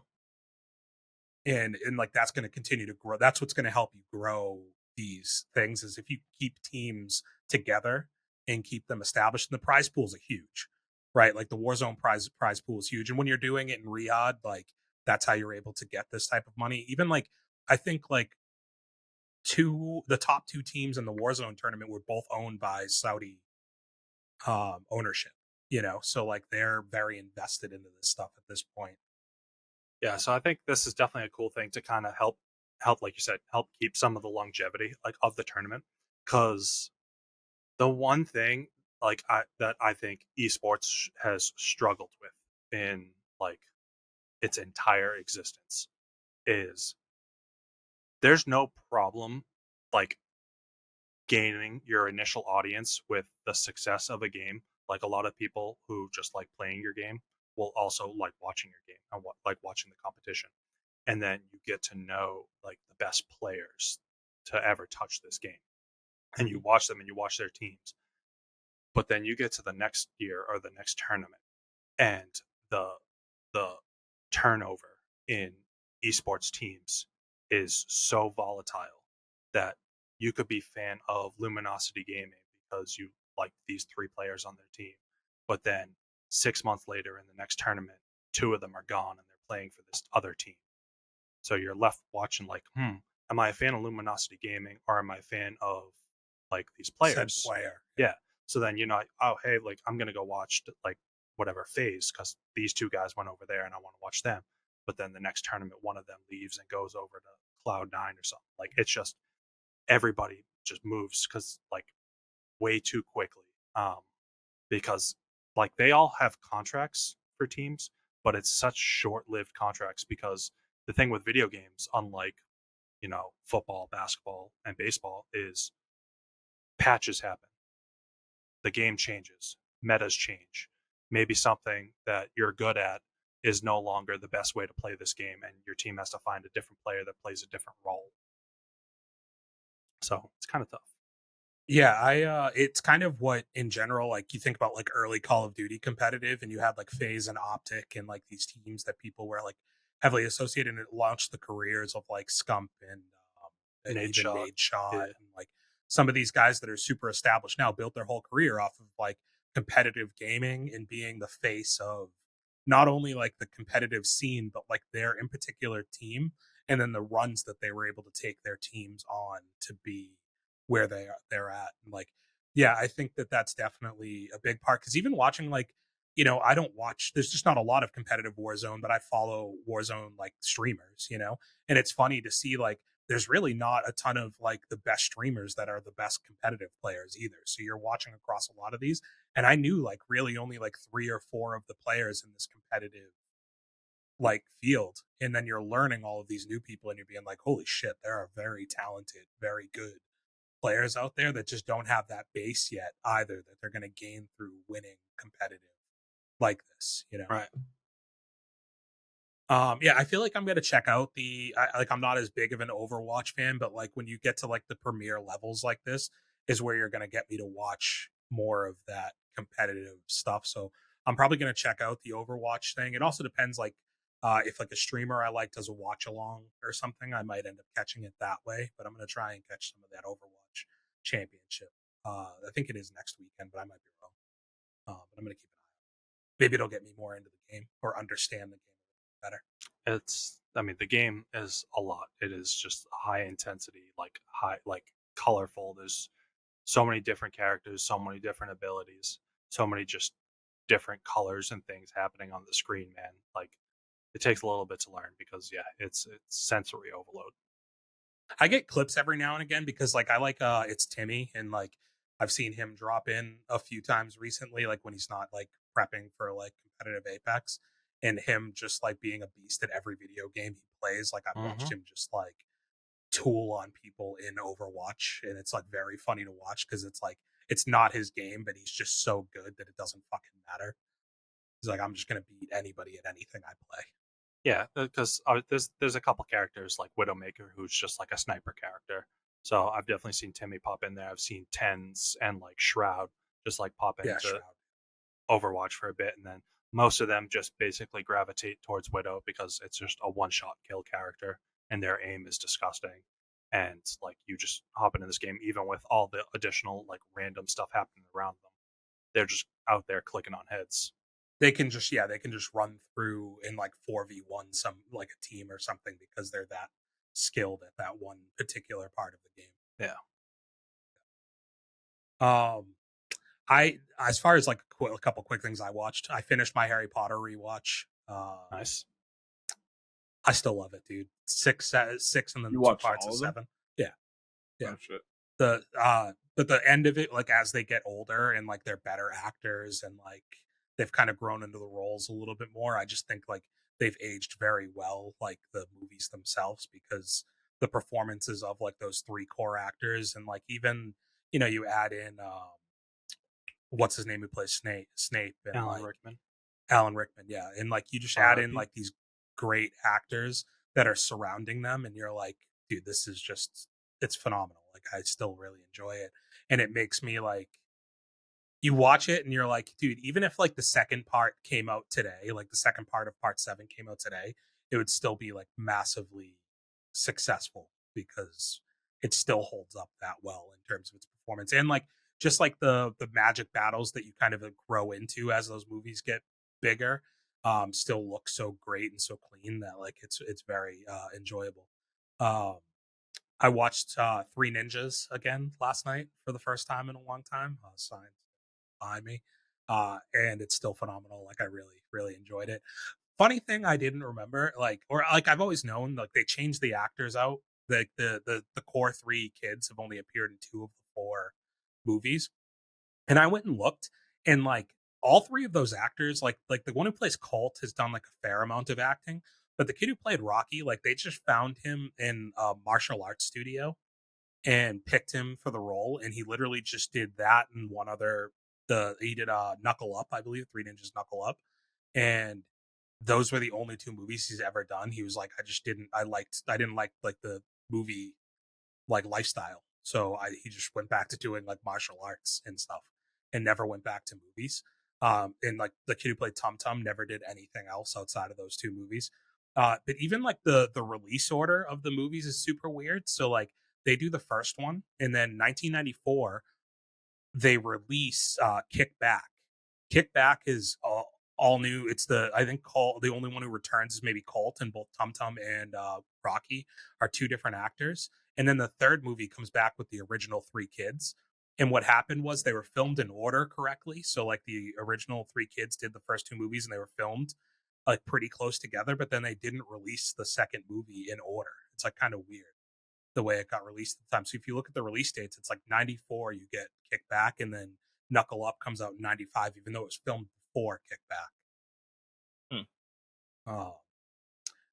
But yeah, fun movies like Home Alone. It's very much, you can tell like Home Alone came out, did really well, and then they were like, well, what if we did this, but we did it with like these kids who are doing martial arts, you know? And apparently Knuckle Up is the only one that's received a PG-13 rating. The rest of them are all PG. Also, Knuckle Up's the only one that doesn't have them in ninja outfits. I read the trivia section on IMDb. And then I already talked about I watched Gladiator last night as Sick. well. I'm playing NBA 2K, guys. Yeah. Okay. Yeah. What brought that about? I just wanted to do like a fantasy draft team build thing, and I was like, I haven't played. I hated last year's 2K, so I wanted to see if this year's was better.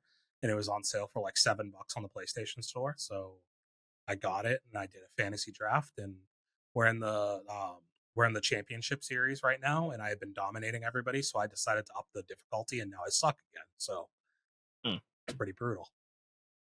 That game's so tough because like I haven't taken the time to learn how to like learn all the different plays that you can run, and like I don't know how to like individually control players to make them do specific things, and like I only know like the super basic ways to pass, not like there's like some quick pass things that you can learn how to do. So like I just need to learn the game more. So it's like making it so like when I up difficulty, it's like my normal shit just doesn't really work anymore. Like the people aren't open for threes like they are on the lower difficulty and shit. So, but it's fun. It's good. In the realm of basketball, psyched to hear the news today that our guy Derek White got called up to the Olympic team. Yeah. Kawhi Leonard, I don't even know why they put him on the team. Like he was never going to make it through that whole fucking thing. Yeah.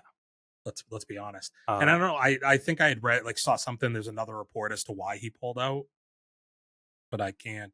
I didn't look into the why. I just took it as is. Didn't shock me. Yeah, it says he withdrew from the Paris Olympics so he can concentrate on getting his knee healthy for the NBA season. It's like, dude, your knee was always you were always gonna need to do that to get yourself healthy. Yeah, I think that like this whole lead up to the Olympics has been really cool. Like obviously seeing like 3 Celtics on the team is pretty awesome now. But also seeing even like a guy like Cooper Flag like growing his brand significantly, who was already going to be the number 1 pick in the draft, but now you see him playing against actual NBA players. Granted, it's in a scrimmage format, so it's like not full intensity, but he's just cooking dudes. Still, to be 17 years old and amongst the greats in the sport right now, it's crazy. And like there was a video of him yesterday, like getting picked up like 3/4 of the court by Drew Holiday, like beating him, and then putting up the shot in the face of Anthony Davis and hitting it like that shit's crazy. And it's a kid from Maine. Like it's like not like a kid who grew up in some like he's not in California playing with like these like ultra competitive things. Like I'm sure he's traveled and like played in like really competitive aspects, but like he grew up in fucking Maine and has established himself in this level. Also, his nickname is the Main Event, which is pretty awesome. I like that. Yeah, it's good branding. I did I by no means take credit for this. I think I don't know the guy's name, but I think he was covering Colin Hurd on his show. But he was kind of making his point that like you had all these teams like in football, what was it like Suck for Luck What was it? Tank for Trevor or something Tank. like that. Yeah. He was just like, yeah, this year is going to be, capture the flag. That's actually sick. Yeah, I thought it was cool. Also, like the NBA is one of the hardest things to tank for because like the Pistons have been the worst team in the league for like 4 years straight. And and they've gotten the 4th pick like 4 years in a row, even though they've had the best odds to get the number 1 pick overall. It's like the hardest thing, but you're gonna see way more teams tank this year, especially after you look at like it sucked for the Hawks this year because the draft was so bad that they couldn't even trade out of the first pick because nobody saw the value in going up to the number 1 pick because the quality just wasn't there this season. Mm-hmm. So even on the year that they end up with the number 1 pick overall, it wasn't enough. It's not going to be the type of pick that like increases their status as a franchise to where they might want to tank again this year because you take a kid like that and pair him up now with the fact that they've basically said Trae Young is going to be who they move forward with. They have to kind of figure out like, are we just going to be bad again to try and get a person like that on our team? But I think you're going to see like 4 or 5 teams just be very bad. So maybe on a gambling front, picking the under on some of these teams' win totals might be a good play in the upcoming season once they start announcing the schedules and stuff. I already took a flyer on a team to make it to the playoffs. I took the Houston Rockets. $5 to win out like $350 or $400. That's honestly, that's not a bad bet. They're a very young core. They're inexperienced, but I definitely think that they're on the up with like an amazing coach. So they have a good coach, and they're also like one of the teams that if Kevin Durant was to get traded, one of the teams that is suspected could be the team that he gets traded to. So I was just like, okay, like I can get them at terrible odds right now. And in the fact that like, even if he gets traded and their odds become significantly better, I can already probably cash out for more money than I put in, Yeah. So there's a tip for everybody out there. Houston Rockets, they're like plus like 3,000 or something. Yeah. For whatever I bet on it. I think it was playoffs, but it could have been like Western Conference to make it to the Western Conference Finals. That's a bit more of a stretch. Yeah. $5 though, Dave. I'm not going to care. I mean, you could have bought like another rom-com on Voodoo. I still can. All right. All right, and that's all I got. You guys don't have anything else left, right? That's it for me. Dave, who do you want to get sponsored by this week? Damn. Max East. I'm a big polar water guy. I don't know if I do know that about you. You're an avid polar water seltzer drinker. Yes. Dante and myself, not so much seltzer guys. No, not really. No, too bubbly. Oh. Yeah. I mean, I don't hate it. Keep it clean, man. Drink a lot of water. Often go after. Stay away from the soda. As the flavor water game, I do like Propel. Holla at us. Liquid Death. Where you at? What else we got? I mean, Fruit 2.0. Shout out to the OG. The OG still out here? Who knows? Fruit 2.0 was always like great first sip, but then the rest of that bottle was just like, what the hell am syrupy I doing? sugar, like gross. Yeah, but if they want to make a comeback and they need somebody to help them get off the ground, we are your guys. We will ride or die for Fruit 2.0. You come out with a carbonated one, Dave will never drink Polar again, I promise. But in order for that to happen, we need you guys' support. So again, if you could give us a like, comment, share, subscribe. Let us know if Dave's fucking category for that game was bullshit. That's what I want to know down below. Let me know how dumb I am for not being able to pull fucking James Earl Jones, because somebody else might be unalive by the next time you see this fucking episode, because I'm gonna let that one go to my fucking head. Jesus Christ. I'm kidding. I'm in a great mental state. It did fucking hurt me though. Every week we do these games, it hurts me because I should know these things. Any other questions they might have, or any comments you want to hear from them down below about guys? Anything? Dante's how's Dante's tan? Let him know. Let us know about Dante's watch list once he gets that released. How you guys feel about some of those movies that he's got on there that he's been hiding from us. Mm-hmm. If you know any Irish thotties that are trying to beat T-Ray while he's in Ireland, if you're going to be in Ireland for the next couple of weeks, hit him up. Hit him up. Maybe you'll after be his there. Lucky Charms. Yeah. But with that being said, everybody, we bid you fale adieu. Peace out. Peace. Bang. Ski ski. For those with good taste.